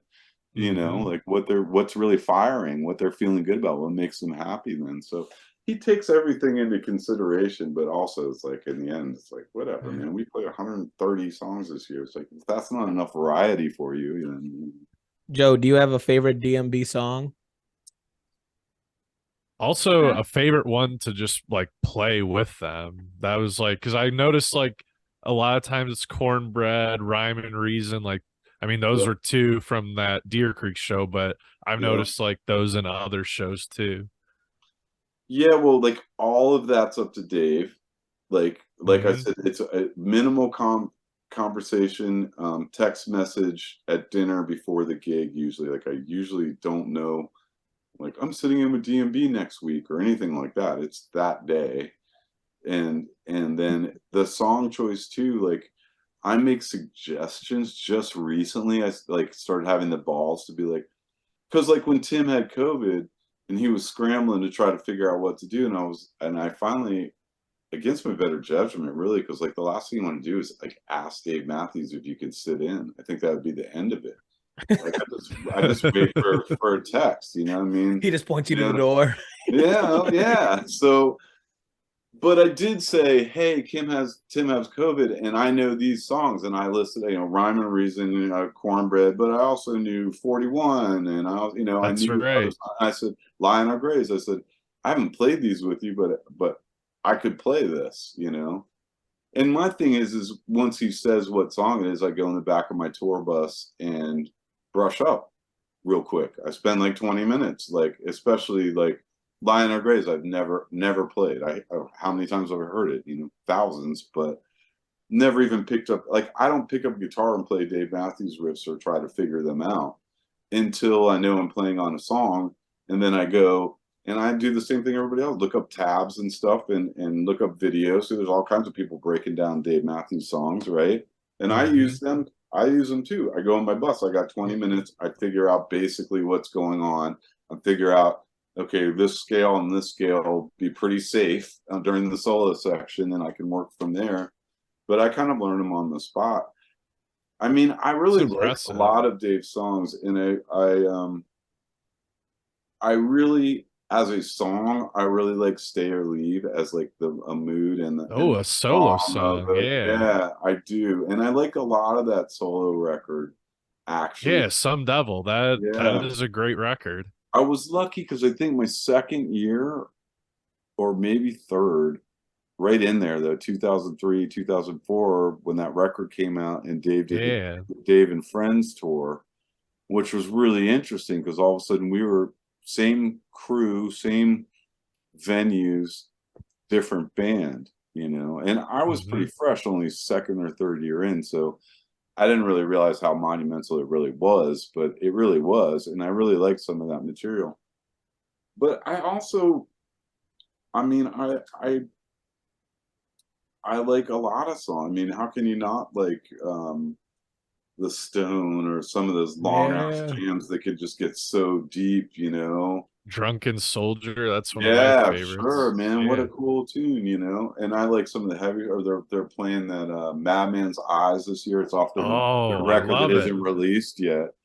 But yeah, Yeah, it's we've got that been whole waiting for that. Middle Eastern type of thing, but also like metals in there. That was crazy to see because we were at the Columbus show last year when they debuted that song. Yeah. And then we just saw it again at the Nutter Center, and to see it a year apart and how much it has grown and how much they've locked in with it was like, holy shit. Agree. Yeah. I tend to like their new songs too, just because they're new for all of us, you know, and they hold newness, you know.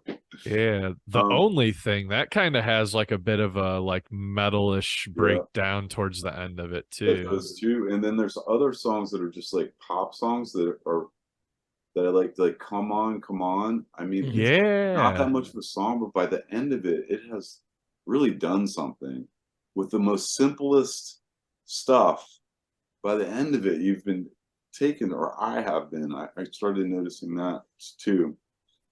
I like a lot of their material, and the way I listen to music too is like I'll find something to like. If I don't like the song, maybe I like the drummer. If I don't, maybe I like the guitar solo. Maybe I like the tone of the person's voice or something. You know what I mean? Like musicians listen to music in a little bit different way. Like you can chop up the worst song and find something you can be Yeah, positive about within it. You know, it's like I very have a true. horrible song, but damn, you know, that guitar tone is amazing, whatever. And also it's my Absolutely. work, so you know what I mean? There's also a certain amount of burnout and stuff too, right? I mean, you know, you Definitely. listen to your favorite band for a living over and over again, they may become less of your favorite band if you're not careful. You know what I mean? And to be Yeah. honest, like I admitted in the beginning, I wasn't a DB fan. As a matter of fact, my small brain when I was 20 and they were first coming up, or 25, was like, I don't like this stuff. Whiny dude on vocals. You know, there's no metal Hmm. guitar. You know, because it was all acoustic. You know, I like the fusion drummer, you know. Okay, I like, but that's weird too. I mean, what a just interesting conglomeration of humans that made that band just at the right time, Yeah. just, you know, some kind of Americana thing. But I mean, I don't know how to say it on PC, but there's black guys and white guys and South African guys, and you know, I'm not trying to break it down racially, but there is a diverse thing.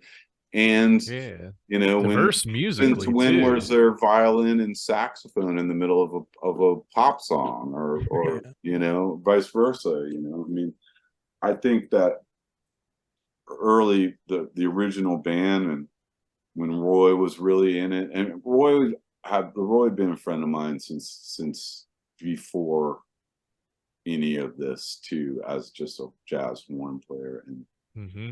he really in put that, like, you know, ants marching, wah, wah, wah, wah, wah, wah, wah, you know what I'm saying? Like it's like two notes on a saxophone, also doubled by a violin, that are a hook that everyone will recognize for the rest of their fucking lives. Mm. Yeah. And he's a jazz cat. Roy is a jazz cat, so like he wants to play outside and he wants to not follow song structure and stuff, but he also is smart and he's like, we can take this and do this to it.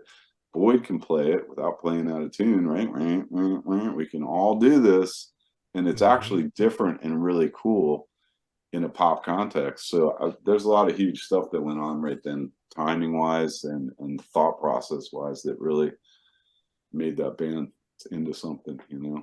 Hell yeah. What what are some, like, so for our fans listening out there, and Yeah, honestly just for myself as well, yeah. like you get to, or like you have a show that day, what are some like pre-show like checklist things that you have to do as a recording tech, or things that you just do personally? Right. So, well, I can go through my job real quick. Is um we dump the trucks with all the speakers and all the mixing consoles and my recording equipment and stuff. And then Mhm. what I do is I am then responsible for setting up Monitor World. So all the audio equipment you see on stage left when you come to a concert, which So includes like my, Tim, Buddy, yeah. like I'm setting up all the monitor equipment. So there's a monitor console, there's my recording console, there's, you know, we have so many channels of wireless. Like think about it. Everybody's got two packs on. So there's two radios per musician on stage, and then all the backups for them and the guests and stuff. So there's a lot of RF radio stuff going on in racks here, which we have a guy, that's his basic job, is to run all the radio. We have to stay out of the frequency range of the government and the police and stay in this very um, tight area of frequencies that we can use legally. And then we have to keep all them clean, so when Dave's up there, his guitar doesn't fizz out on him, you know, because it's all radios. We're all transmitting all this stuff. Their in-ears are getting transmitted via radio, so their monitoring system is a radio. So that's a big deal. Anyway, I set all that up. I run the snakes, the audio snakes, which is like supposedly the worst job in the world, but I've been doing it since the beginning because the guy before me did it, and it started out, I got an extra $50 a day to do this crappy job, and I just still do it to this day. I've amped up the $50 a little bit, but you know what I mean, but not Yeah. much. But so I'm like the only guy. I don't know. There may be someone else who's done this, but I've like done the worst job. Run the snakes in the morning, done my whole job, gotten on stage, sat in with the band, recorded myself for what could possibly be a live record, right? So I'm actually recording myself as I go to sit in, and then the band goes away on their private jets and stuff, and I load out and pull back the snakes, 350 feet of cable that's going everyone's piss and blood and beer spills and all that. So I kind of like get to do within one day like some of the worst and best jobs on the tour, and I'm feel good about that. Balance is key. Yeah, I mean, I've learned so much too, like being a musician, being a crew person. They're different worlds, but I've learned a lot how to mix those. Like when I was young, I had a guitar tech, and I always used to yell at him, "My guitar is out of tune." Well, now that I've been a crew person for all these years, I would never yell at my guitar tech. It's like, dude, I'm sorry. Like, don't worry about it. It's cool. You know what I mean? We'll figure it out. I mean, you know, guys, we have backups to the backup out there, but there's still a ghost in the machine with electronics. You know, we have the best techs. We have 2 of every piece of equipment and brand new equipment and microphones, and still sometimes, man, you get up there and Carter's mic doesn't work. You're like, are you kidding me? We just tested it 10 minutes ago and now it does. You know, you just never know. So we're always just on our toes. But yeah, my day consists of that, setting everything up. There's a line check now at 4 where we check all the lines. The band doesn't come out and do sound check anymore. We set them up a rehearsal room where they have little mini drum set, mini guitar amps, and they sit and they love it. It's like they're kids again in the basement. And they figure out new tunes to play. They figure out surprises. They used to sound check on stage, but there'd always be fans out in the parking lot that would then relay to the internet any kind of surprise that they were trying to rehearse or anything like that. So it was like, let's put them back in this room. Also, bands have a tendency to dawdle at sound check. Everyone's like talking and playing their coolest lick, and then they play a song, and then they dawdle around. So just in a time constraint thing, we're like, hey, if you guys go in your little room, you can practice all this stuff in secret and like make mistakes and not feel self-conscious about it. You're not out here in the public. We can do sound check virtually these days because we can record, we can start with last night's show. We have it multi-track. We can play it back through the PA, and we're basically right where we left off last night. Now we're sound checking. So sound check happens amongst us and the crew, and it's more of a line check thing. That's interesting. Are a lot of bands moving towards that now? Yes, because like Avid and Pro Tools makes most of the consoles everybody's using, and if not that company, it's another company. They're all in the digital world, so you basically plug in a laptop and you got multi-track recording. Yeah. So the monitor guy can record all of his monitor mixes, all the changes he made during the night, and look back on it. And same with the front of house guy. So the sound checks are moving more in that range, and also, you know, we're all there to take care of problems, so most likely we're gonna figure it out real quick and make things work well. But really, it's been cool for the band because they really are like kids. They stay in there for hours when they don't have to, you know, telling jokes or whatever, but also trying out songs from 30 years ago. Like, you know, I mean, they see the internet a little bit. Fonz reads it. They knows that people want certain old songs, you know, and some of them were like jams, dude, that aren't something like some of the things people want to hear don't really exist. Like it happened once. That happened once, yes, you know, but that was it, you know. No one really knows. Improvise. Yeah, but things I do specifically for my job, though, you know, I'm a tea drinker, so you've got my pre-show black tea with cream and sugar.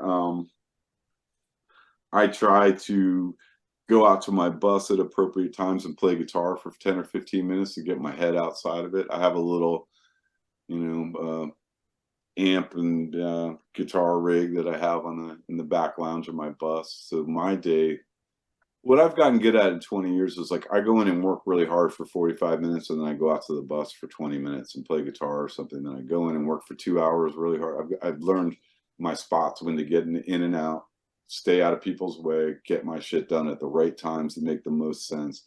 We're really, as a crew, we're all about load out, right? Like everything we do all day is to make load out easier.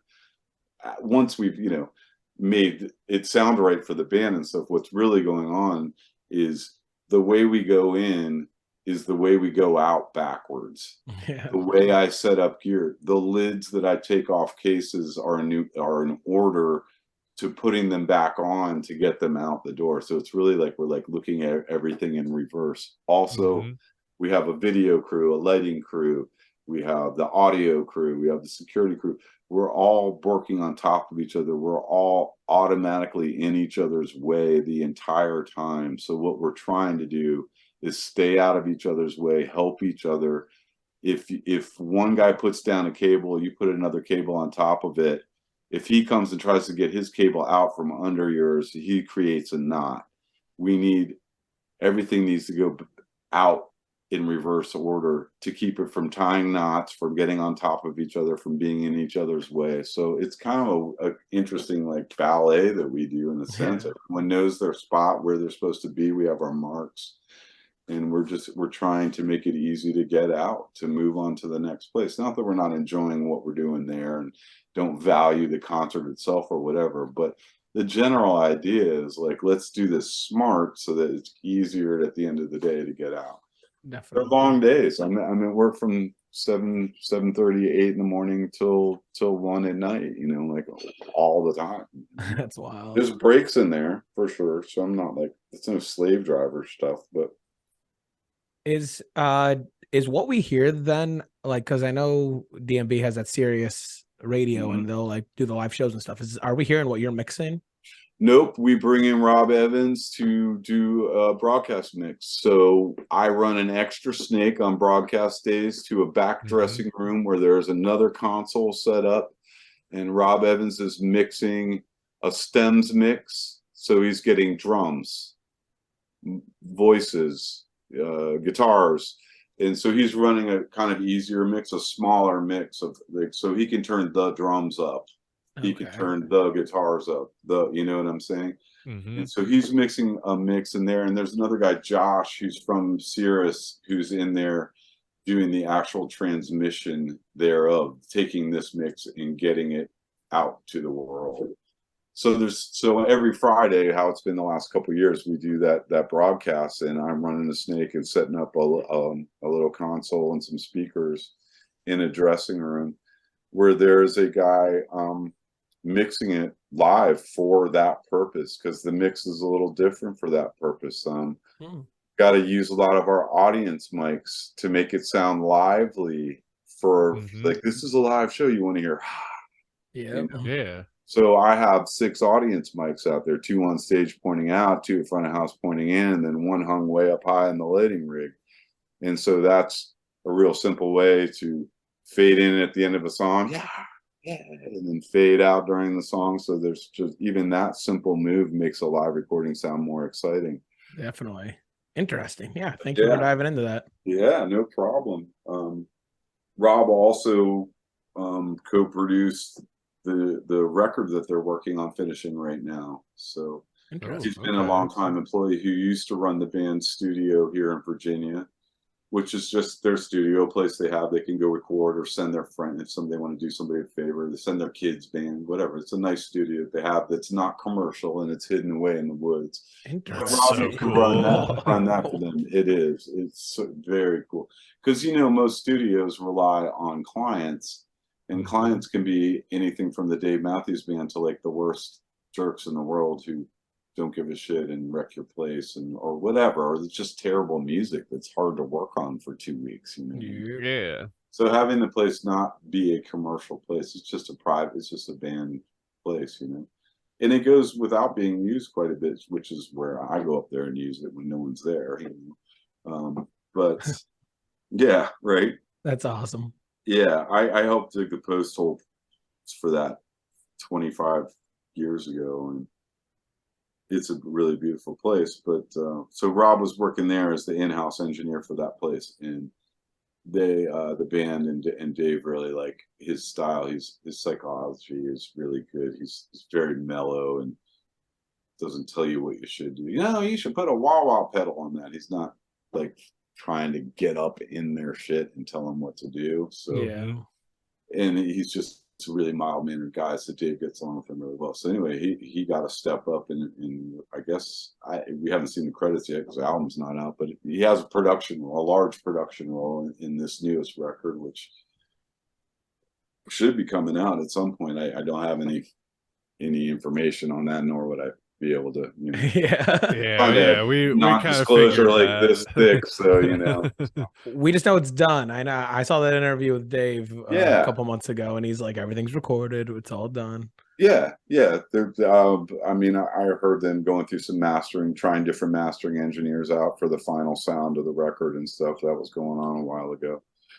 I think they might have done a session and maybe added some songs. I think so I think there might be even newer stuff. But I really don't know anything about the release date or anything like that. Hell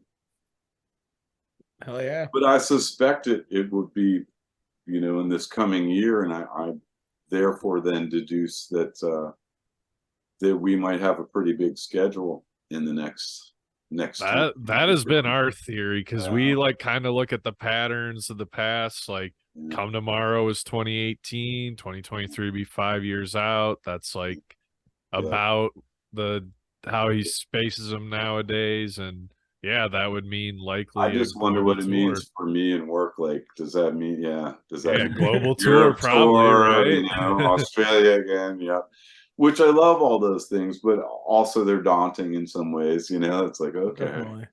So go ahead.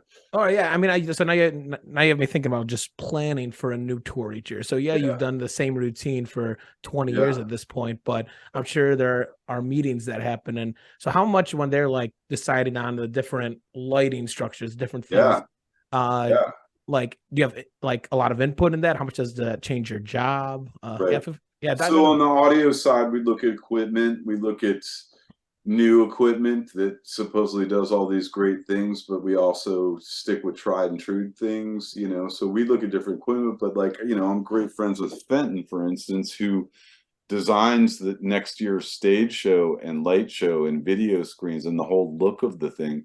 Like at Madison Square Garden, he was having meetings about next year's look, so he's that far ahead. It has to be, and has to outdo himself or something every year, you know what I mean? Like has to do something interesting every year. And after like designing 20 stages, like what more to do? Like put round lights or black light and green lights? I don't know, or do we fly Dave above the audience? Super Dave. Explode or something, He did it in that Sesame Street episode. So yes, they're before the previous tour is over, next year's tour is starting to get looked at, and a lot of those technical and creative decisions are getting made right then. I mean, I guess it's one good thing with having such long-term employees is that they trust Fenton to come up with something cool. He doesn't have to go through he has to go through red tape, but not a whole lot, of like, Dave's kind of hands off about it. Let's see what you can come up with, And I'm sure different years are different. Maybe Dave gets an idea one year. Hey, I want to have, whatever. I want to fly over the crowd, this year. And so Fenton's got to figure out how to do that, But to answer your question, there's a lot being thought of before we're even done with last year's. Nice. I think COVID was easy. We got to keep last or 2019 stage for 2020. I don't know. There was some it wasn't really worth doing new stuff then. But then we're also in this situation with trying to make up for lost shows and things like that, But I don't do the business, man. I just know the sound. So well, it looked absolutely incredible this year. I really, really liked how the screens were set up this year. Yeah, I enjoyed that too, and I'll tell Fenton you liked it. Yeah, he's really got a hard job there, coming up with something new every year, Yeah, definitely. Yeah. And I mean, and of course, budgets go down, expenses go up, and you got to outdo yourself from last year. So that's a tough one, you know what I mean? Yeah, I do think it's kind of cool how I've noticed this on a lot of the songs that are off of Big Whiskey and the Grugrex King. Yeah. There will be illustrations that like Dave's made that like you might see somewhere on the album artwork that are just like kind of flowing across the screen. I've Yeah, always he's an thought that's amazing kind of cool. visual artist too, man. I mean, just Yeah. things when he's signing autographs, he scratches like little portraits out for people and stuff. They're amazing, man. Like he's artistic all the way around, that's for sure, man. Yeah, I think it's what Big Whiskey and Away from the World. He did all of the album artwork on both those two. Yeah, and also what, like Chick-a-Pig and like all the characters from the game and all that Yep. stuff that he came up with. You know, he drew all that stuff. I think they even have like a kids book out now that's all his drawings, you know. And he rips those off for fans and draws them on people's guitars and stuff. I think, you know, before he was a musician, he was going to be an actor and an artist, you know, either one way or the other. So He is an actor. He's in a few movies, isn't yeah, yeah, he's like there was a couple movies he took us Just to go one of with the it. Just Adam go with it. Sandler's. Yeah, like he That's was in it. one of those movies and he like rented out a theater and took the whole crew. We were on a summer tour and it was coming out. And we all went. I actually was like sitting next to Dave Matthews when he appeared on the show. I was like, I've never really sat next to someone who was in the movie, you know. Picking That's up a pretty coconut with his sweet. butt. I Yeah, remember right. Doing stupid stuff, man. He's real silly too, man. I mean, you know, poop jokes and funny humor and stuff like that. There's some adolescence Love too, it. but it's like laid back and it's also harmless. It's not like against a group of people or a sex or anything like that. It's just like funny. Just you throw know? things like so I mean obviously I call it like Davanese the way he Yeah. talks up on stage. Yeah, yeah. Does he keep that going like afterwards? Like will you just be in a conversation and just be like hold. Sometimes, but also he can be really articulate too. And that's something that happens to him on stage. I mean, I think he's shy, dude, and I think that's a lot of pressure standing there in the center, being the focal point of that whole thing, and Yeah. expected to say something, and then also can't quite speak his mind because like he knows that half of his crowd has different politics than him. He knows that half of his crowd doesn't believe in some of the things. So you know, I mean, he's outspoken, but he does it in really smart ways that are subtle that make you think, then also don't tell you that you're wrong for your opinion, you know. It's all more about like, hey, we can get along and have different opinions. But anyway, I think maybe the Dave Speaks comes from some anxiety too of being in that situation. What the hell am I going to say and what should I say? And you know, Well, he owns it, and then that's yeah, and it's half the entertainment because you're just Yeah, standing there like, I what is love Dave it. gonna Like that's say? part of what draws me in, and it makes yeah. him Well, like a that's cool. Yeah, fascinating performer. yeah, that's interesting. He's in general very articulate outside of that particular situation. Yeah, But his humor doesn't involve all those voices and different characters and things like that. And of course, them having been together 30 years, he and Carter have humor that's gone, you know, that's been built in for years. There's a lot of humor, man. Like everybody's on we're all in in-ears during the show and Dave's on a lav mic. We can all hear them. And I consider it therapy sometimes because it's hilarious between songs. Like, you know, it's not dirty and it's not like sexist or anything, but there's humor going on. Like, Yeah. you know, That also touches on something really cool that I never realized as an audience member. So you're saying they're obviously mic'd up being able to hear each other's instruments, but you're saying there's like a separate channel where they Dave can just wears a all lav. talk. Dave's wearing a lav mic the whole time. The other guys have push to talk stations. The other guys have little mics at the top of their amp that look like they're from a little radio station and they can push and talk. And only we all hear that. Us in the crew, them in the band. And that's how they communicate between songs or communicate issues to us. Also, like if someone's having a brain fart on a song, we can play them the intro. Just like sometimes all you got to do is play like "ba-dum" from the beginning of the song. And Carter's like, "Oh, right, ba-dum," you know what I mean? That's come, you know, a lot of those things come later in your career. The teleprompters, the help, you know what I mean? But on the same token, man, can you remember the lyrics to 140 songs? I can't, like how does I he couldn't. do it, I And can't actually, remember have you the ever lyrics tried to looking at a one song. teleprompter while you're playing? Even that's a skill. Like if you can read and play and sing at the same time, it's a skill. But so yeah, we have an income system, and it's generally a fun place. It's generally blowing off steam, congratulating each other, talking about the next song, some jokes and some humor. Sometimes there's a particular crowd member making a nuisance of themselves that'll get teased a little bit, but it's That's awesome. but That is it's what we all want to hear. personal. The world isn't hearing it. You know what I mean? Oh So, my God, that makes me happy. That well, is there's those moments where Dave's like singing the most beautiful little ballad quiet part, and there's some huge dude in the ground like, "Dave, I love you." You know what I mean? It's like, dude, come on, it's the ballad, it's the little quiet part. Oh my God, that's But funny. then we all appreciate fans too, or we wouldn't have jobs. So like, That's the way it goes. there's a relationship there, what I mean? Mhm. Oh man. But Yeah, go ahead. no, I don't really have anything to say. I'm just rambling. No, I'm rambling too, and we've been at this for a minute. I appreciate it, Joe. Like you have honestly just Yeah. opened our world to yourself and what it is like to be a recording tech and Yeah. musician producer. I guess my final question that I have before we get to the encore is, what is your go-to guitar and amp that you like to use? Like, what is your rig that you go to? Yeah, well, I've gone through a lot in my life, and I have come full circle back to like a Fender Stratocaster type of guitar. I mean, this one happens to be a Sur guitar from California, which is expensive and handmade by a singular dude. But honestly, for me, a Fender Stratocaster is fine.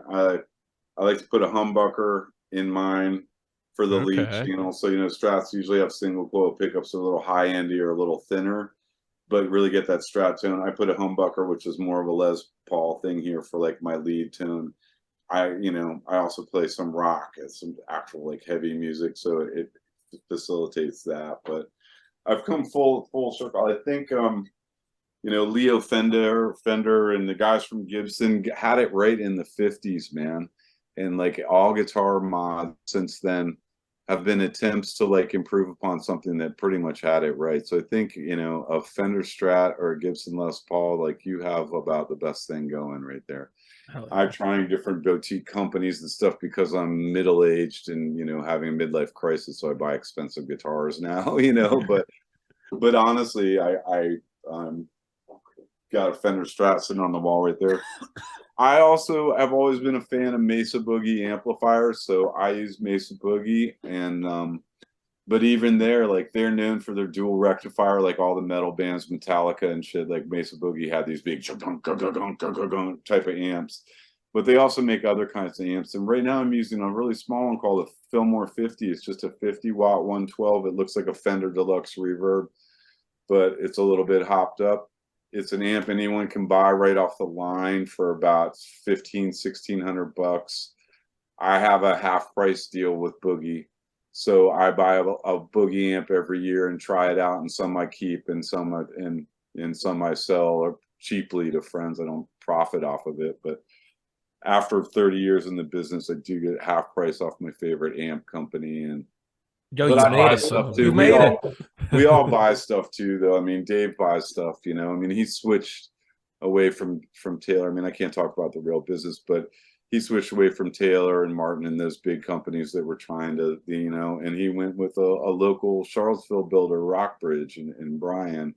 So Dave's guitars are all built and paid for just like anybody else from his friend's company that built That's them. so cool. Yeah, and we don't take a lot of free stuff, and we don't do a whole lot of endorsements. I mean, even people come to me like, will you endorse this microphone? And they want to be able to say like, Dave Matthews, sound engineer, uses this mic. Yeah, I don't do a lot of that stuff either. I mean, some of that stuff we're asked not to do, but also just I don't really want to get in that situation where telling people what gear to use, because most of the time it's BS. You're just saying it so you get a free mic. You know what I mean? You're not really liking that microphone, you know. So I don't want to be in that situation. I don't think any of us really do.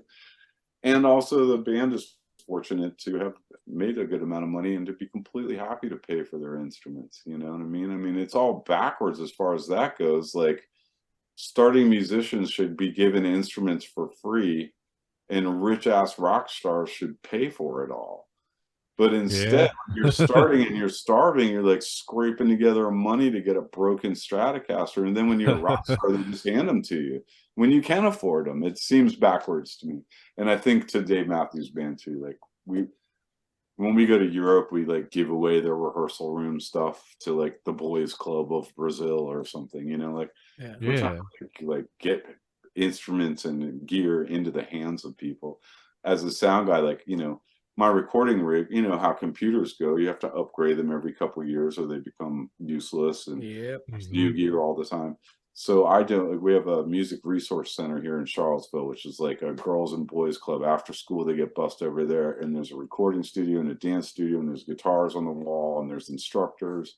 And so I donate their recording gear, you know, for a little tax write-off for the company, but, you know, mostly it's like just to give working gear to the kids, you know. Very cool. Yeah. I mean, you know, Dave Matthews is embarrassed about the amount of money he makes. I think this is just my opinion, you know what I mean? Like, not embarrassed, but you know what I mean? Like, that's not what he's into this for. He's kind of a hippie. Like, he and his wife and family and kids, they don't show a bunch of wealth or anything. And if it comes down to it, they'll buy like an organic farm and protect that land to never be developed on. Like, that's where he's coming from, you know.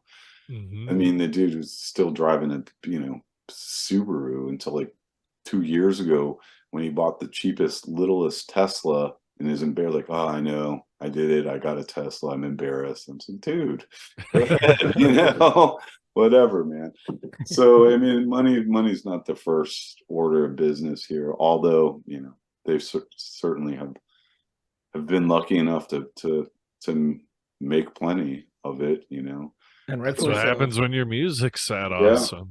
Yeah, people really enjoy it. And God, I mean, even on this Tim Reynolds tour, like, you know, we're only getting 200 people a night, but, you know, there's a big faction of DMB fans that come to those shows too, and you know, really showed their love to me, and like really showed their love to Kristen, who's, you know, just coming into this world just vicariously because she and I are playing together.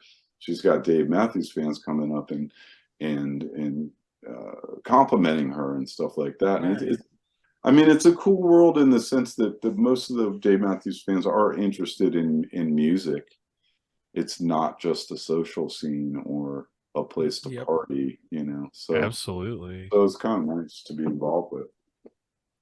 Yeah. Yeah. I guess, one Stratocaster, little amp, couple pedals. That's me, you know. That's okay. Right on. I guess I had a sort of random question. So you know, kind of grew up in that Northern Virginia music scene. Did you ever run into a band called Pat McAfee Band? I have heard of Pat McAfee Band, but I don't know anything about them. Okay, they're from Richmond. They would have been more like late 90s, but I was just curious if you ever ran into those cats. Yeah, my crew was like everything, Gib Droll, what other bands were around then? I can't even remember. I'm too old. But and now I'm like pretty much stuck in my own head. I mean, I really like Tedeschi Trucks Band is like one of my favorite. Yeah, they're obviously really Derek good. Trucks is like sick, but also they're a big band that play cool music. I love Susan's voice, so I really dig that as like a live music. But I also like came from the 80s, dude. Like, I'm like Van Halen, like all the way, like Van Halen 1 and 2. Oh, like I love Van Halen play guitar, too. you know what I mean? Like, that's it for me. You know, my Jimi Hendrix poster when I was a kid. I therefore found Jeff Beck, which is actually one of my favorite guitar players who's still kicking it, you know. But then through that also came into Steve Ray Vaughan, Eric Stevie. Johnson, you know, guitar players. I like them, you know, and I like a lot of types of music. I mean, I'm kind of like a classic rock dude, but I like funk and R&B.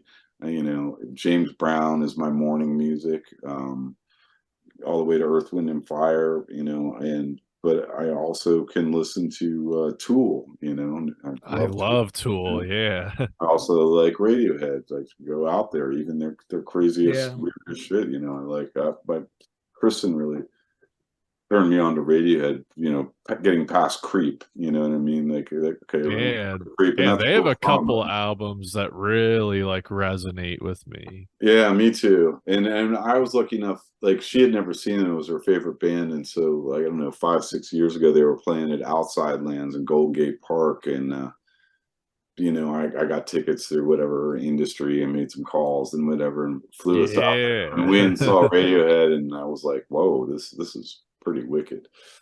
So I really like that stuff too, musically. You know, there's some guitar players up and coming right now. I mean, this kid Eric Gales, man, is pretty bad blues guitar player. Check out Eric Gales. And Eric Gales. I was also lucky enough, like we toured Australia like 6 or 7 years ago, and Gary Clark Jr. was our opening act. So I made friends with him, and like he's just like the most mild mannered dude. And for me, he's like a new Jimi Hendrix in a way, because he has that spirit. Like his eyes roll up in his head, and he's just like playing something. You know what I mean? And I really love that. I love improvisation music. I love, like, I don't write my solos. I don't, you know what I mean? Like it's improvisational, like whatever comes. Let it And that fly. can lead you to some train wrecks, but also when you hit it on, it's like the most beautiful moment ever that'll carry me through the whole next year, you know. And sometimes I get those, like on those Dave sit-ins, like actually have a fucking moment, and like those are few and far between as a musician, you know, where you actually feel like you're connecting, and like there's these moments. Like I've had 2 or 3 gigs in my life, and I've played thousands of gigs where I really felt like I was on it. You know, most of the time people are like, "Dude, you were rocking tonight," and I'm like, ah. And then once in a while, I feel like I was on. Like you can't play a wrong note. Like you look the other way and you try to play something wrong, and it just fits perfect. And those nights, people come up to the end of the show and like, "Man, are you not feeling well today or something?" I don't know how any of it works, so I just try to take it personally and like just go up there, be open minded. You know, look eye and open ear. You know what I mean? Like I don't know music. I mean, I went to Berkeley for a semester, so I have that much theory, you know, one semester, you know, so I don't really know what I'm doing, but I do use my ear. I do listen. And I also learned like a big trick. You can always turn down your volume control and stand up there for a while, and it looks like you're playing, and then you figure out what's really going on, and then turn it up. Right? That's awesome. I mean, Joe, you have it. So from just again being able to witness you in person at that Deer Creek show this last year, and then going to watch more videos, like, and I've said this in so many of our past episodes as well. You can play guitar, but you have to be able to perform and be able to engage to take it to that next level. I mean, don't get me wrong, there's guitarists that can just stand up there, but you do it to such a master class where you come out there within the first 10, 15 seconds, and you're just, before anyone even is doing it, you're giving us a little taste. You're giving us the face. You're moving around stage. Like it is contagious, honestly, as a fan. That's cool. I mean, the faces, I don't even know I make them until I look back, and then so that's not predetermined. To come out They're and awesome, give them something. Man. Don't stop that. I told you though, like I realized early on sitting in with Dave that he wants you to go out there and do your thing, because I've watched, okay, even Gary Clark Jr. First time Dave asked him to sit in, Gary Clark Jr. was like, "I'm not going to use my pedal board," and I was like, wait, you really should. We'll help you move it out. He's like, no, it's too complicated to set out there for a sit-in. And I'm like, but Dave wants you to do your do your thing, like hit your overdrive pedal and your big muff and your wah-wah pedal and let it free, like whatever your thing is. He wants you to do it. Those guys want you to do your thing. They don't want you to come out and be subdued and subservient to them and like do the perfect. Yeah. They want you to do your thing. And so like I watched Gary Clark that first time, and he went out there with like a plinky clean sound, you know, and he did fine and great, but it wasn't, you know, like, dude, hit the button, like give it the gas, give it the juice, you know. You know? So I was lucky enough to figure that out and have the experience enough to know that I didn't need to like take a back seat or subdue. And so then I started noticing, yeah, you're supposed to go out there and go, wow, like, here I am, here's the guest, here's you're playing up here as well. Yeah, I mean, most of the stuff comes natural because that's what we did when I mean, I have over a decade of gigs where I was in a van and trailer and we played every night for our living, and we wanted to be more energetic, have more show and better chops and better songs than everybody. So it took a lot. I learned to be energetic and put on somewhat of a show, but it's also really natural. It's not really predetermined or premeditated, to be honest. And I do that in rehearsal in my house too, make the same faces. You know what I mean? It's like when I bend a note, it hurts. You know, it's supposed to. Yep. That's awesome, man. Well, seriously, as a fan, we very much appreciate it. And again, these past 2 hours have absolutely flown by. And you've given us so much information to just sit in. So I appreciate it. And I know Club does too. But as always, there's always an encore with Vinyl Stallions in any show there is. And we ask the same question to every single one of our guests, and you can take it any which way. But so the simplest way is, what is your most memorable concert experience? And you can give multiple ones as well. And it could be one you played at, one you've seen, one you've worked at.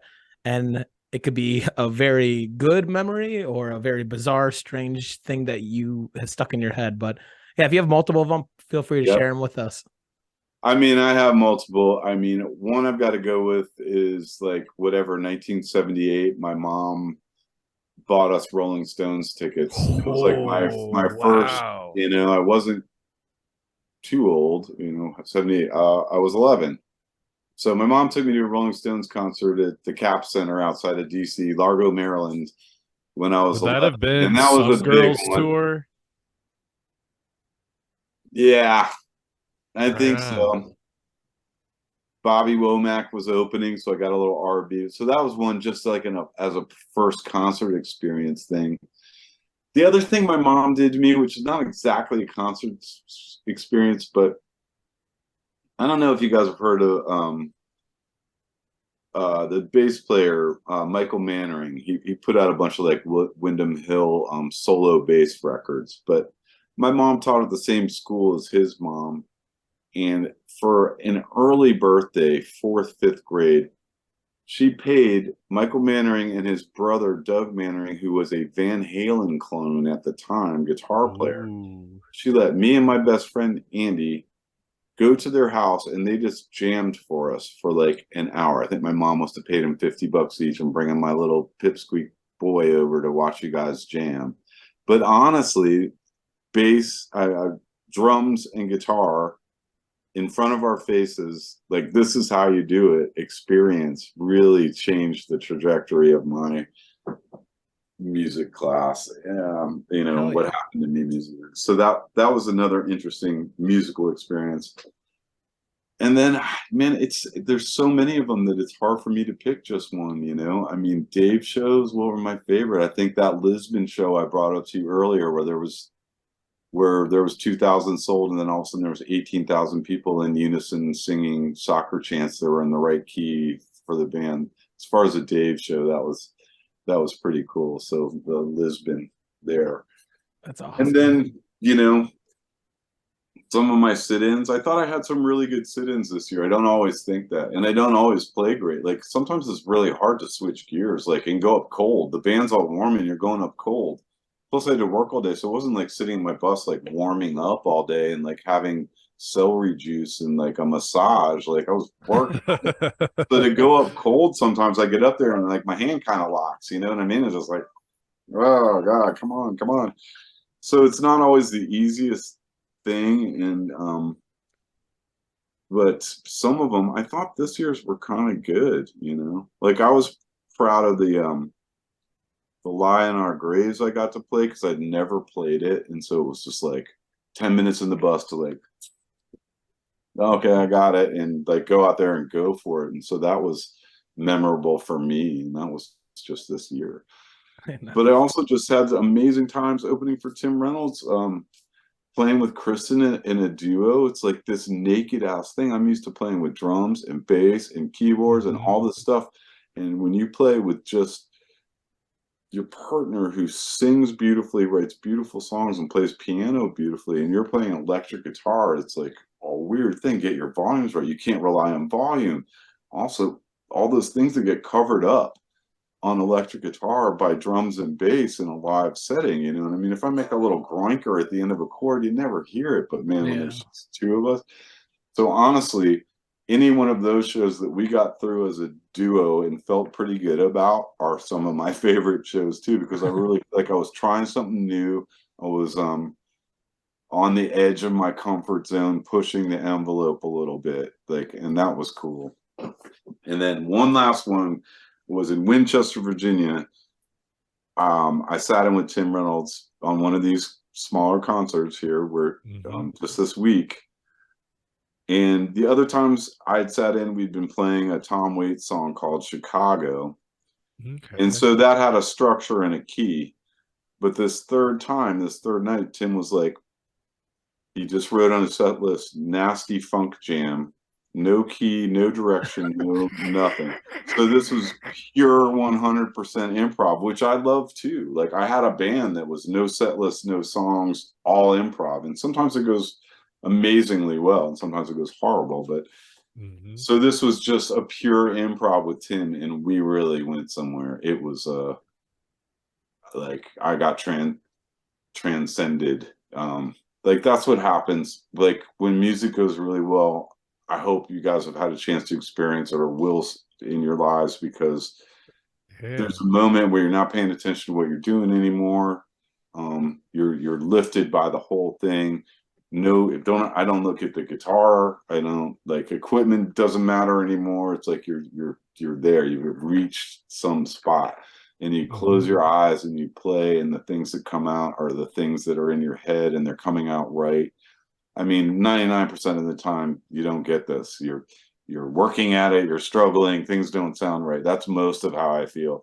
But once in a while, there's that moment where everything's just disappears and you're just walking on a cloud, just letting it rip. And so those are my favorite, you know, and you can't make that happen. There's no amount of practicing, worrying, talking that can make that happen. Just sometimes it does. I mean, there are factors like, did you get enough sleep? Do you feel okay? But also you just can't tell when those are going to come. You can't force them to come. So I'm just trying to be open to those coming as often or not as possible, you know. But those are the best shows ever, you know. And I suppose even work is like that sometimes, you know, when you have a good work day, when it doesn't seem hard and the time goes by fast and everything you did was correct and the equipment's functioning, and you know, those are good days. Those are the good ones. Absolutely. Yeah. So I don't know if I really answered your question, but that's my attempt. Oh, you gave us all the answers. All right. You gave us everything we needed. All right, cool, man. And more, honestly. Like this is such an interesting side of music on the recording tech side, but then to be able to dive into all this as well has been just an absolute pleasure for us. So again, very, very much from the bottom of our Stallion hearts. Thank you, Joe, for coming on. Man. Thank you guys. I'm happy to meet you guys. Happy to talk with you. it's crazy, but I got a long career at this. I got a million stories, and sometimes I forget. But then he started talking. I'm like, blah blah blah blah blah. I can tell you stuff for days. So That's beautiful. thanks for the opportunity to air out my to air myself out. Anytime. I You're appreciate always it. welcome. I hope your music goes well. Yeah, ask me back in a couple months. I'd be happy to talk more if you want to get specific about something more specific than we got that we touched on. Maybe a certain EP that is going to come out soon. Yeah, I also will ask you for your help. Yeah, when that happens, or when Kristen and I put out music, or when I put out this EP, man, maybe you guys will give me a word, or let us talk. Oh, we totally will. Yeah, cool. we absolutely will, and yeah, maybe we can even catch you in person on the road next year. Yes, if you're coming to a show, you guys have my email and stuff now. Let me know, and we'll say hi. I'm always on stage left working, so you'll find me. Beautiful, Right on. Excellent. It's a power fist at you guys. Boom. Right at you, Joe. Thank you very much guys. Again, Joe Lawlor, everybody. Go check him out. Night. Have a great night. Thank you. Besides that, my name is Spruce. Yep. I'm Clep. And this has been another episode of Vinyl Stallions. Later, guys. Thanks. See Yeah, ya, Joe, thank you very much.